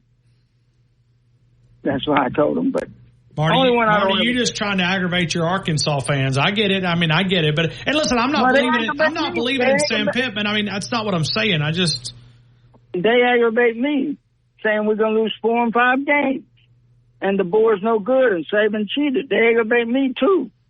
So I just come back with it. Well, let me tell you what you do, Marty. Oh, hey, Ron, I got good news. I got my football order this morning. Oh, super cool. From NicoSports.com?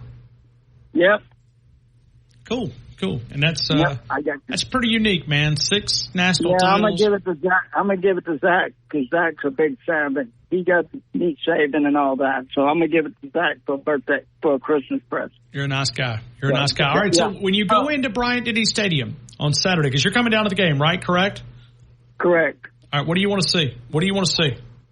First of all, I want to see how many 3 and outs we get on the defense. On offense, no missed jumped offside penalties or whatever you call it, interrupted penalty, missed communication penalties or anything like that, and see what kind of pressure the front 4 put on them. Okay. All right. Well, I think I'm looking at the defense. The offense, I'm not. Well, you mentioned that front. I think that front's going to be okay. I think that defensive line's going to be fine. I think we talked about this with Wallace Gilberry yesterday from a depth standpoint, how much you're allowed to play. But then when you look at the linebackers, solid, and then the defensive backs, we just can't have no injuries back there. But I like our length. We'll get 2 interceptions tomorrow, Ryan. We'll get 2 interceptions Saturday. Our length is going to help us. That's just going to help you right there. And I don't think he'll show any kind of corner blitz or anything that. I think he's going to save everything he's got. Because these games will win for the Georgia game, and then we're sending them back with the Mississippi State Pups. Gotcha. All right, Ryan. I don't want to tie everybody up, but I'll call them. Oh, hey, I'm glad you got patience. I don't know how you got it. I hope you had some coffee or something on them 2 calls yesterday, but I was proud of you. Yeah. Well, the good Lord gave me patience. I don't know. I mean, Well, I don't have too much when I'm watching football, but I got a little bit the other. You can ask Dale. I get pretty wound up at a football game. But Ryan, one thing Marty. too, Go ahead. Is that what Dale said, or the guy from Georgia about Clemson went? Clemson may not win the game, but Georgia ain't going to cover the point spread. All right, I'll yell at you tomorrow, Ryan. Have a good afternoon. Hey, thank you. That's Marty in Arkansas. We go to Roll Tide Raleigh coming up in a couple of minutes, a.k.a. He's called in and got his name up on the screen, a regular caller, but Roll Tide Raleigh. He said he was transitioning. Stephen in Raleigh, North Carolina, to Roll Tide Raleigh. You guys have got me all cracked out. Let me tell you about Duke's Eatery, 205 University Boulevard, 205-758-2455, 205 University Boulevard, close enough that you can smell the championships. If you're looking for the Nukes Q sandwich, the #1 sandwich across the franchise, the French dip sandwich, the pimento cheese, chicken salad, the club, and I always say this, you know what's better than the club? The Double Club. You can find it at Nukes Eatery, 205 University Boulevard, 205-758-2455. It is Nukes Eatery. Joel Bromfield, if you're thinking about the campus, be a great place to spend a weekend. If you're thinking about a good lunch or dinner options, it's Nukes Eatery. Mr. Joel Bromfield. Tuscaloosa, here we are. We are now 49 and a half hours away from Alabama Crimson Tide football. The energy beginning to build, and let's go to Roll Tide Raleigh. Roll Tide Raleigh, good afternoon. You're in the game. Roll Tide, Ryan. It's time to start being a fan. Talking season is over. Okay. And it's football season now, baby. 49 and a half hours away from a Kalen DeBoer era beginning in Tuscaloosa. Here's how this is going to go down. Alabama is going undefeated, Ryan. Whoa. Come on. Undefeated? Undefeated, Ryan. That means 0 losses for the Auburn fans in the back of the room? 0 losses. They don't know what undefeated is. That's why I was hoping that you would explain it to them. Well, 0 losses. Alabama's going undefeated, and we're winning the Heisman Trophy. Whoa. So, undefeated, not just a national title, but an undefeated Heisman Trophy. You want to predict Fowler's going to win the Powerball too? Well, you got to go play, Ryan. That's the #1 thing. You got to go play the Powerball. You must play. You got to be in it to win it, right? You got to be in it to win it. Well, I went down to the 7-Eleven here. We don't even have a 7-Eleven. It's just an all made-up story. It's completely fake news. But I went down and tried to buy a ticket, and they wouldn't sell me one. They said Alabama has banned the lottery. So Alabama's going undefeated, Ryan. It's time to be a fan. Talking season's over with. So be a fan, folks. You know, I really want to talk to the Alabama fans for a second and kind of guide them on how to watch football this year. Okay. How to watch football. So have we been doing it wrong for the years that we've been watching it? Well, here's the thing. Alabama fans, the SEC is not cheering for you. I promise you, LSU fans, Georgia fans, Tennessee fans, Auburn fans, Florida fans, Ryan, they're not cheering for Alabama. So as you're sitting on your couch watching on your 75-inch TV, don't be cheering for them. The SEC is going to be good, Ryan, because it is. It's just good. But it's going to be good without you cheering for the enemy. So, Alabama fans, don't be cheering for the SEC. We want to see LSU lose. We want to see Tennessee lose. Yeah, you got Tommy coming up, so he's going to correct you on this because, Tommy's one of those guys that I think it's Tommy. I may be confused, but there's one caller that calls in and says, I'm pulling for Auburn when they're not playing Alabama. No, I don't. I mean, no, I don't. Yeah. I heard that.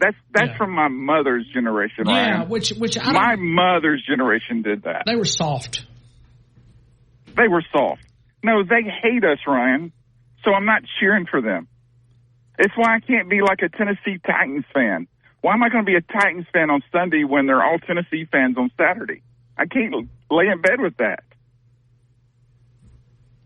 So, Ryan, it's okay. And Florida fans, it's going to be okay. Lane Kiffin's going to be your coach next year. So when your coach gets fired this year, Lane is coming to Gainesville. That's my prediction right now. Lane will to Gainesville. Ooh. Lane's coming to Florida. He loves Florida. You're going to fire your coach because you got the hardest schedule in the conference. Yeah, Billy Napier has stumbled out of the gate. Louisiana, that university was much better. It seemed like he was on a different projection. Now it's easier to get out of a rut, but in many ways it's harder to get out of the rut. I mean, one of the reasons, Stephen, oh Lord, here I feel like I'm going Paul and Lincoln right here, but when you look at the Auburn Tigers, they've always cheated their way out of it. The problem is they can't cheat anymore because everybody's doing it. Everybody's paying players.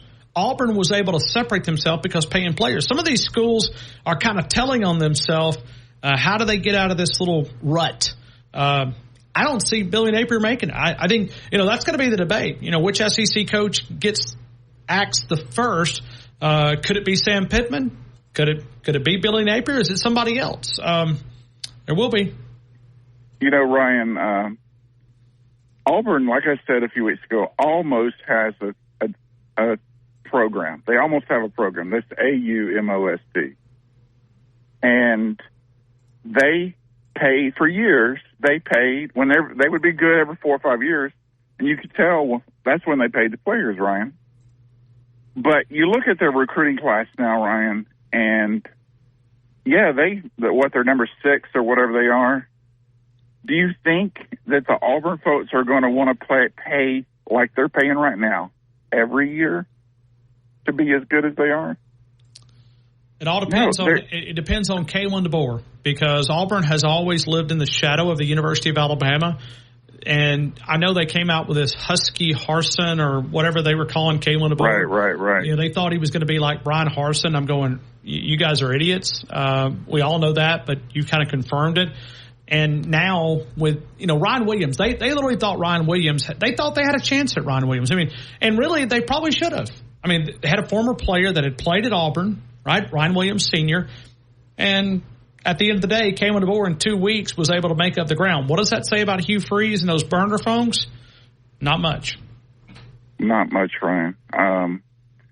You're right. It is going to depend on Kalen DeBoer, because if Kalen DeBoer, let's say we win the national championship this year, just like you're saying undefeated national title. Don't be backing out. Yeah, undefeated. No, I'm not backing out anything, Ryan. Undefeated national championship. Heisman winner, Blitnikoff winner, Auburn, Butkus winner, Outland Auburn winner. would do anything. They would do anything to keep up with us if that happened. They would. That iPhone guy, Tim Cook, will get involved. However, Ryan, if what I'm saying is true, we're already hated, Ryan. We're already hated. We are. But people right now think that we're going to fall back to the norm. All of a sudden they think we're going to be Vanderbilt because Nick Saban left. But, Ryan, if we're 8-0, 9-0 going into November, whatever, you want to see some hate.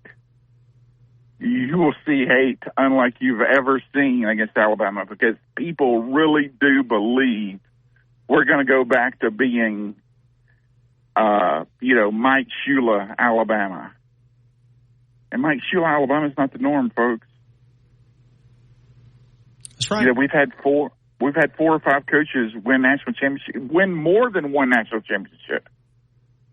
So Mike Shula's not the norm. We're not going back to be Mike Shula, Auburn fans, Tennessee fans, Georgia fans with your pretender over there who doesn't have his daddy to show him what to do anymore.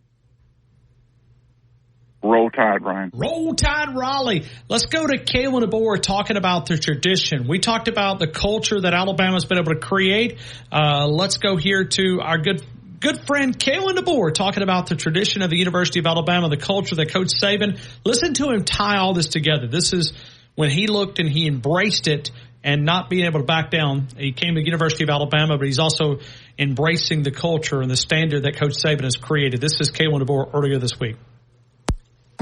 There's not a lot. Pretty boring, probably that way. Not a lot of things that I feel I have to. I mean, it's all about the schedule, and the schedule, I guess, would probably be the thing I feel the most strong about, that you're eating within a certain time frame before the game, and, what that morning walkthrough looks like and kind of roughly when that is. It changes if it's a morning game, afternoon game, evening game, but, I also want to hear what our players have done, and so there's a couple things, on Friday that we'll tweak maybe from what I've done, and it's really, I've been okay with it at other places. It's just a matter of, those teams didn't want to do some of those things. It might be when you do your chapel, maybe when the other activities, do teams like go to movies and things like that on Friday. So a lot of those things, I think from team to team, it's always different. All right, so that's Kalen DeBoer talking about it. Pee Wee in Grand Bay visiting with us here in Tuscaloosa. Pee Wee, I want to ask you about this offensive line. I want to start back because I was on in Mobile just a couple of hours ago, and I know you and I got in this in the 2 o'clock hour, but I'm focused. When I walk in that stadium, and I've been asking this question, what are you focused on? Robert Brookwood's going to get a chance to tell me what he's focused in on when he watches the Tide. I'm focused on Parker Brailsford. I think this young man has a chance to be an All-American at the University of Alabama. Not just a freshman All-American. He was that last year. Mm-hmm. I think he has a chance to be an All-American. I think he's that good. Yeah, I believe he does too. The kid had a fantastic year last year. Like I said, he comes in, and if all of our communication does very well, which like I said, I think all of this is getting better and better by the day. I would like to see when I walk into the stadium how they come out and play, if they're able to come out and play with some physicality. And I'd like to see, an opening drive that marches down the field methodically and scores, to start the season off. I think that would be the best way for this team to start the season. There we go. Let's continue with more phone calls. We'll get to those. Robert and Brookwood, don't go anywhere. You're next in Tuscaloosa. Tide 100.9, 1230 WTBC. Your home of Alabama Crimson Tide Sports. Is almost ready for you. We're down to 49 hours away. Brought to you by Alabama Credit Union, alabamacu.com. Checking, savings, mortgage, home equity loan, financing of vehicles. Alabama Credit Union reminding us to remind you we are now 67 days away. Karen in Tuscaloosa, we're going to get to you coming up here in just a couple of minutes. Conservative Chris over in Mississippi, we're going to get to you. We'll get to many others coming up in just a couple of minutes. We're going to take your phone calls. I believe I see, is that Elias coming up? It's okay. Ellis from Tennessee. I'll call him this early. Wow, this is early.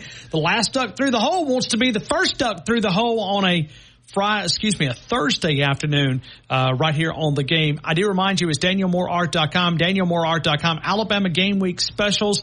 Use the code DeBoer24 at checkout for a 24% off. You can click the graphic for details on DanielMooreArt.com. Discipline a kid. Some kids can discipline themselves, but some can't. And, Mike Shula was one of those that didn't know really how to discipline other people because he just assumed they would do it. So, anyway, but I'm excited. I wanted to make one comment to Tommy about the origin of those people's names. Okay. I am not one of those people. You're not. Everybody else at my tailgate is those people. Okay. Because when I was married and living in Trussville, and it was towards the end of the marriage, things were not going well. My husband at the time did not want to come down to Tuscaloosa to tailgate. Was he a bug? He would be like, he was a big, huge Bama fan. Oh, okay. But it would be like, there had been some times in the past where he had, shown his behind, around my friends and my family, the tailgate, what the tailgate group was at that time. And he would rather stay home and watch the game. He didn't want to come to the game. And we would get into arguments because I would be like, okay, we're going to go to the game Saturday. And he would go, I don't know why you want to go down there with those people. Oh. And that's what he would say to me. I don't know why you want to go down there to those people. We can just stay home. And so I told Mitchell, my brother, and so at some point during that year, he was talking to our friend Jason, and he goes, he said, he goes, you know what we're known as now? And he goes, what? He goes, we're those people. So it became a joke. I mean, and so that's what happened. And so after I left him in 2011, and I started tailgating full time in 2011. And all that kind of stuff. It became a joke. We have T-shirts. We've got the koozies and everything, and we're those people, except me. I guess I'm the leader of those people because that's how it all kind of started. But I'm not one of those people everybody else is. So. Gotcha. All right. Karen, also, I want to go back to, and that's a cool story with those people, that big tailgating group that behind University Mall. I want to go back to last night because I saw the photos on social network. Tell me about it. Oh, my gosh. It was awesome. The roof was about to blow off that place. It was so charged with energy. I've been going to the Coaches Show on a regular basis since the 2011 season. And I can honestly tell you, and pretty much week in and week out, I've never seen Big Al there. I've never seen the cheerleaders there. So that was something special that they brought in, I guess, for Kalen DeBoer's first season. It was chaotic was an understatement as far as everybody was just so happy to be there that it seemed like Coach Saban used to walk around in between the commercial breaks before COVID. But we all knew from going, you did not approach him. He would come up and talk to you, and he would kind of go where he, was going to go. And there was a lot of police officers around him, and, of course, Cedric was there. And, they didn't, it wasn't like that. Last night, DeBoer came down off the stage. If people were standing there, he would sign things. He would move on. People were crowding around him. He just kind of flowed with it. I mean, he is very laid back. He's very easygoing. He's, I don't know. I mean, it's just one of those things that I just think there's just a style difference between them. And you can feel the energy of his being laid back, or at least I felt like that. And it was like a big party. I wonder if his calmness has added confidence because he is. I think so. I described it in. I'm kind of ignorant when you look at the terminology, but on a cruise ship, you've got these balancers out there. And that's what he has been in a lot of ways. He's been the balancer because you look at that big cruise ship and you're like, how does that thing stay up on water? How does it not just rotate under? Right. And it's those balancers that are out there that kind of stabilizes. That's what his calm confidence has been. But it's kind of like on the practice field. I've had people that describe, his practice habits. He's not one of those rah-rah, grab your helmet, throw it across the field. I'm going to throw my hat. He's not one of those guys. But that doesn't mean he doesn't teach because he is a very instructional guy. Positive encouragement, reinforcement, whatever it is, it's pretty solid. Well, when I watched him at the scrimmage back in the spring, I couldn't believe how he would individually, one-on-one, go up to players, like pat him on the back, pat him on the shoulder, like he was interacting with them. And we've said before, he is a huge relationship person. Jalen Milroe said when he, met with him the first time, they didn't talk about football for 30 minutes. He wanted to know about Jalen's family. He wanted to know about his classes and all that stuff. And another change at the Coaches Show, they used to have a media guest every week. They don't have that anymore. They're going to have student athlete guests. And Jalen Milroe was the first one last night. And so he was there. I got my picture made with him. I got to meet him, just as nice as he can be. Everything you see on TV is as nice as he can be. He did his roll tide, how he did roll tide, at the end and everything. But I agree with you about Kalen DeBoer. I think he's very much of a balancing nature. and just a calming, presence about him. And I think he leads that way, and I love that. So hey, I was thrilled. I was just going to say thank you, Karen. Sharon, for sharing that. I got to get to this break. I know you do. A little bit late. Come by tomorrow night. Come by and see us. We'll be out there probably, 5 o'clock. So when you get done with the show, if you want to, come on by. Hey, thank you for the invitation, Karen. Thank you so much. Okay. All right. Roll Tide. Right back to later. Roll Tide. Conservative Chris coming up. We always call him the Nick Saban of pharmacists. I almost feel like that we got to change that. But he can still be the Nick Saban of pharmacists, but he's not retired. So he's not really think about that. That's a little contradiction. The Pharmacy at Midtown. The Pharmacy at Midtown. 205-752-0627. PharmacyMidtown.com. 1800 McFarland Boulevard, Suite 334. It's right there in the back of Midtown. You got the playground, Chicken Salad Chick. You got the Planet Fitness is right there. Independent-owned pharmacy specializing in walk-in prescriptions, medicine on time, packaging, compounding needs. The only sterile compounding facility in Tuscaloosa, the Pharmacy at Midtown. Make the switch. Let those guys do the hard work. 205-752-0627.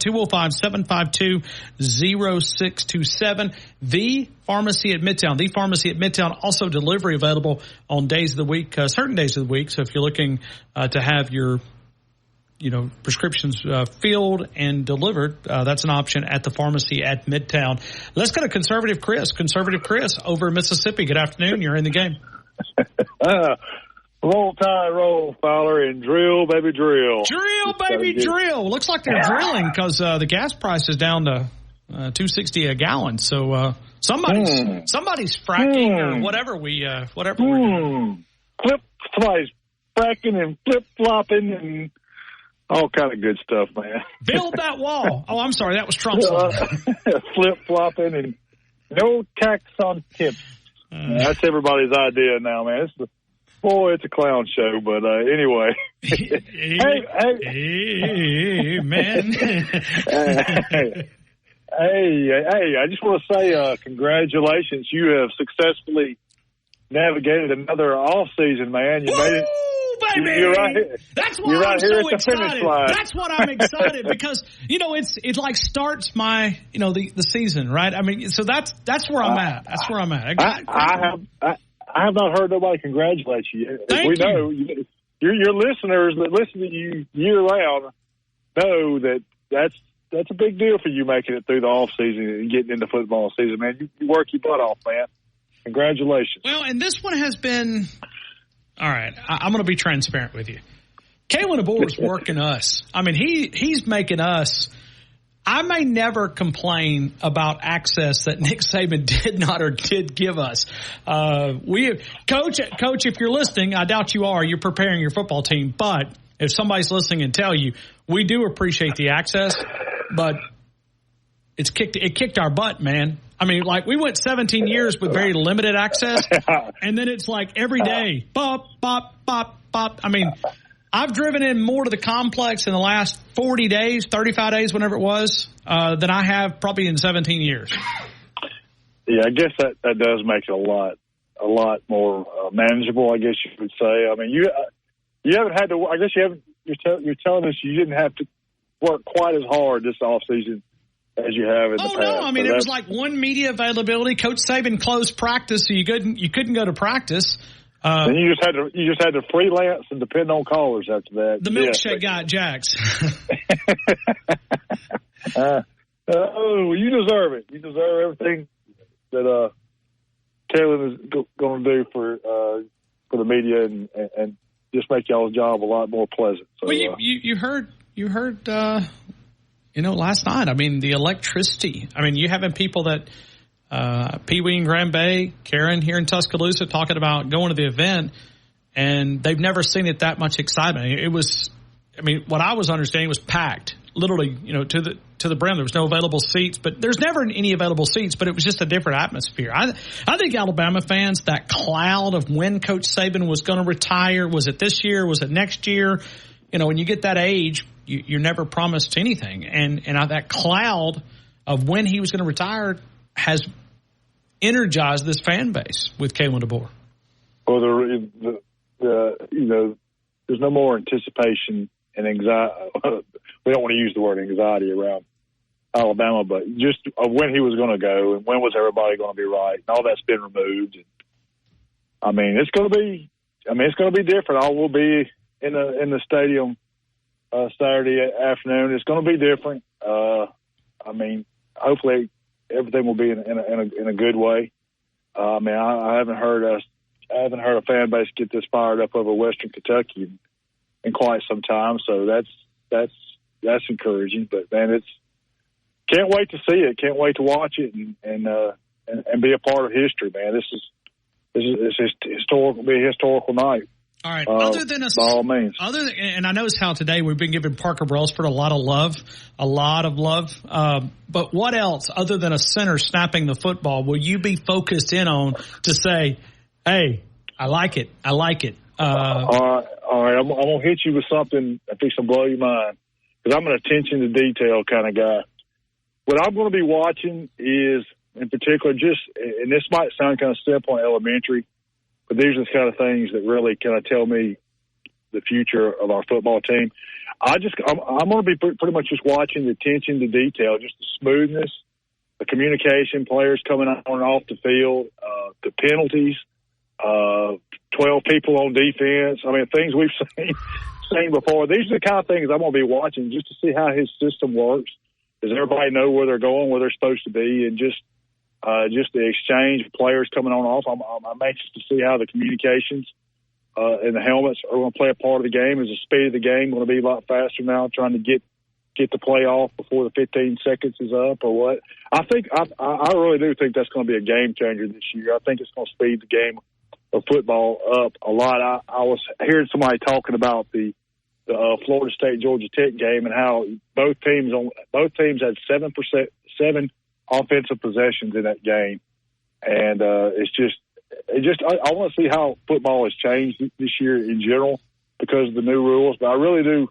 I want to see just does everybody know where they're supposed to be? It's a new system on both sides of the ball, and I just want to watch. I'm just watching just to see is everybody comfortable with it, and you can tell a lot. I mean, we had a lot of stressful moments over the past few years, just by players not knowing where they're supposed to be, not being on the field, too many being on the field, the coverage bust in the Tennessee game, players not knowing who they're supposed to cover.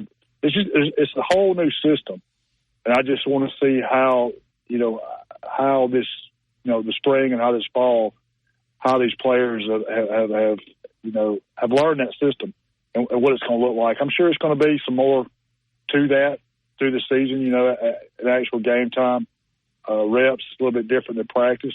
I just want to see how that part of the transition of the game has worked. We're relearning everything. I won't say we're starting over, but we kind of are starting over. And I think we're all going to see that and notice that. So that's going to be a difference. Let's just say this, conservative Chris, because, I mean, in your name, you're conservative with not just your thoughts, but in the game as well. But I'm gonna paint something for you, okay? And would you tell me? Okay. So we're going out.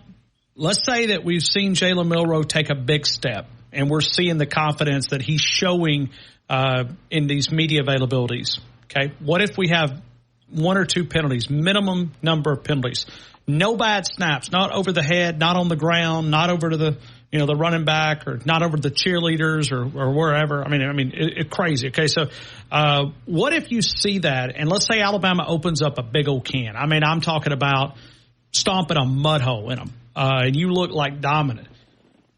Just murder, pure murder football is bad. Yeah, line up, smash it down their throat, and say you beat them, 49-7 or something. 52-3 in honor of our good friend Dawson. Will that do anything for your outcome of the season? Yeah, I think. Well, of course, that's what I'm expecting to see. But I can remember times in the past where we've murdered, teams like this, and then just fell apart in the big games. I'm telling you, man, brother, you need to watch it. The tension's in the details of everything, and I won't necessarily say it's the score that's going to make me comfortable with how we win. It's just I want to see the fluid, just how this team operates. Is it smooth? is everybody talking? Is everybody communicating on the same sheet of paper between the coaches and the players? I mean, that's going to tell you, how this year is going to end up right there. I'm telling you, everybody was talking about cracks and the foundation and, all this kind of stuff is over. But if you think about it, the reasons we had worries and concerns all about this stuff is because we saw all these things. And over the years, over the season, we talked about it a lot, but nobody was really adding things up. It was not necessarily on Coach Saban's fault, but on the coaching staff that he had there. I don't think everybody had the same mission. I don't think everybody was there. All his coaches were there for the same reason. And just from what I'm hearing, you talk about, and I've listened all summer, he's got a great coaching staff, and everybody's one mind and one accord. And I think that's what's going to, at the end of the season, when everything matters, I think that's where all this is going to show up big for Alabama. I mean, I'm ready to see that, kind of like some of the original coaching styles Coach Saban had. It was different. You could see things moving away from that over the years, just because everybody was coming to Alabama as a stepping stone to a coaching job. I don't feel like we're under that burden right now because it's a new coach. He's got a new team. Everybody's not going to be after our coaches right away. And I think we've got some time to kind of enjoy, what that can do for Alabama football. I mean, we're here to win games and we're here to win championships and not, move on to the next level. I think that's going to be a real big deal for us as fans, is getting to actually enjoy Alabama football again. That's just me. That's just my thoughts. I don't know how you feel about that, but I kind of started feeling that toward the end of Coach Saban's career. Yeah, and it was nothing against Coach Saban. It was he couldn't do it all. The 10 assistant coaches, and there were some strong assistant coaches, but there was also some weak links. Coleman Hutzler. I mean, you read the comments with Will Anderson a couple of weeks ago and talking about he just didn't see eye to eye, but he obeyed his coach because they asked him about his production drop-off. I mean, his production went in half from South Cincinnati, Coleman Hutzler. But the fact that it was just such a rotating door. Oh, it was. A rotating door. It was so hard to keep up some consistency, man. And hats off and salute to Coach Saban for being able to manage that and still win the games he did and still put a dominant football team out in the field, man. I don't know many coaches that could have done that. And time will tell if everything goes the way we want to with Coach DeBoer, and then people start seeking after his coaches, and he's constantly having to plug and play and find the right fit and find, how he'd be able to navigate that. But hopefully that's down the road a few years, and we can enjoy him just, Alabama being dominant for a few years before we become the stock room for coaches throughout college football. Like, if you need a coach, go down to Alabama and grab one of their guys. They'll find somebody else. They hate us until they need a coach. There's a lot of truth in that statement. 100%, man. But I'm looking forward to it. I'm going to hang out. I'm going to get to see one of my good buddies this weekend when I'm over at the Mississippi chapter over in Tuscaloosa. I'm coming over to my headquarters over there, and man, I can't wait, man. I'm really pumped up, looking forward to it. I hope y'all can turn some of this heat off a little. We got a little bit of rain over here right now, so it's cooled down a little bit. I don't know what it's supposed to be. We got Saturday night. We got about 6 drops earlier this afternoon, so we're we ain't had rain in probably 3 weeks. Yeah. And our good friends over at Northport Power Equipment, they needed to rain a little bit to increase this grass mowing season. So it's a little tough on those folks that depend on the grass to grow to go out there and cut. Because right now, I've got a desert. We're cutting dust right now, man. Yeah. Man. Conservative Chris, thank you, man. Man, I appreciate it. Roll Tide, and might run into you this weekend, brother. We'll holler at you later. All right. Roll Tide. Roll Tide. Conservative Chris helping us out there. As he said, he's going to make his way over from Mississippi. Cowboy Michael, we're going to get to you guys. Cowboy and Michael. 2 different people. But, Pee-wee, I know you got to get out of here. Man, I appreciate you swinging by and Appreciate you letting me come. Hold on, Jackson. Is the mic on? Yep, there you go. I appreciate you having me on, man. I always enjoy coming and hanging out with you. All right, give me your prediction. All right, my picks. Well, not picks. We'll do that tomorrow. But, okay. Yeah, because if I do it for you, I'd do it for everybody. But we'll do our SEC Parlay picks presented by Brian Hard Construction. But give me your prediction for the game. You think Alabama's going to win big? You think it's going to be more conservative? What do you think? I don't know about it being conservative. I think they're just going to try to go out there and set the tone. And then, just like you did for last night, the Kalen DeBoer show. I mean, you got it. You got the tone started. I mean, that's right. Yeah. You always got to set that tone. That's why I said I actually kind of hope that if we win the toss, he takes the ball, come down the field, score, set the tone for the game. I was just painting all these little hypotheticals with conservative Chris a couple minutes ago. What if he takes the ball? Okay, let's just say he takes the ball and he runs it 10 times right down the throat. Yeah. Like, you know what I mean? I mean, just to troll. I mean, not that he would do that, but I mean, just like pound the football. Because everybody thinks he's just going to air it out. Right. Air raid 2.0, and he comes out and pounds a rock. I like them old drives like we used to have. Me too. 14, 15, 16, 17 plays, burn up 8, 9, 10 minutes on the clock. Those are the kind of drives I like, especially at the end of the game. Pee-wee, always good to see you. You too, brother. I appreciate you, man. Roll Tide. Roll Tide. You can hear him on Kalen DeBoer show starting next Wednesday. He's the first caller out of the gate, and he has been for many years. Cowboy, get ready. We're coming to you.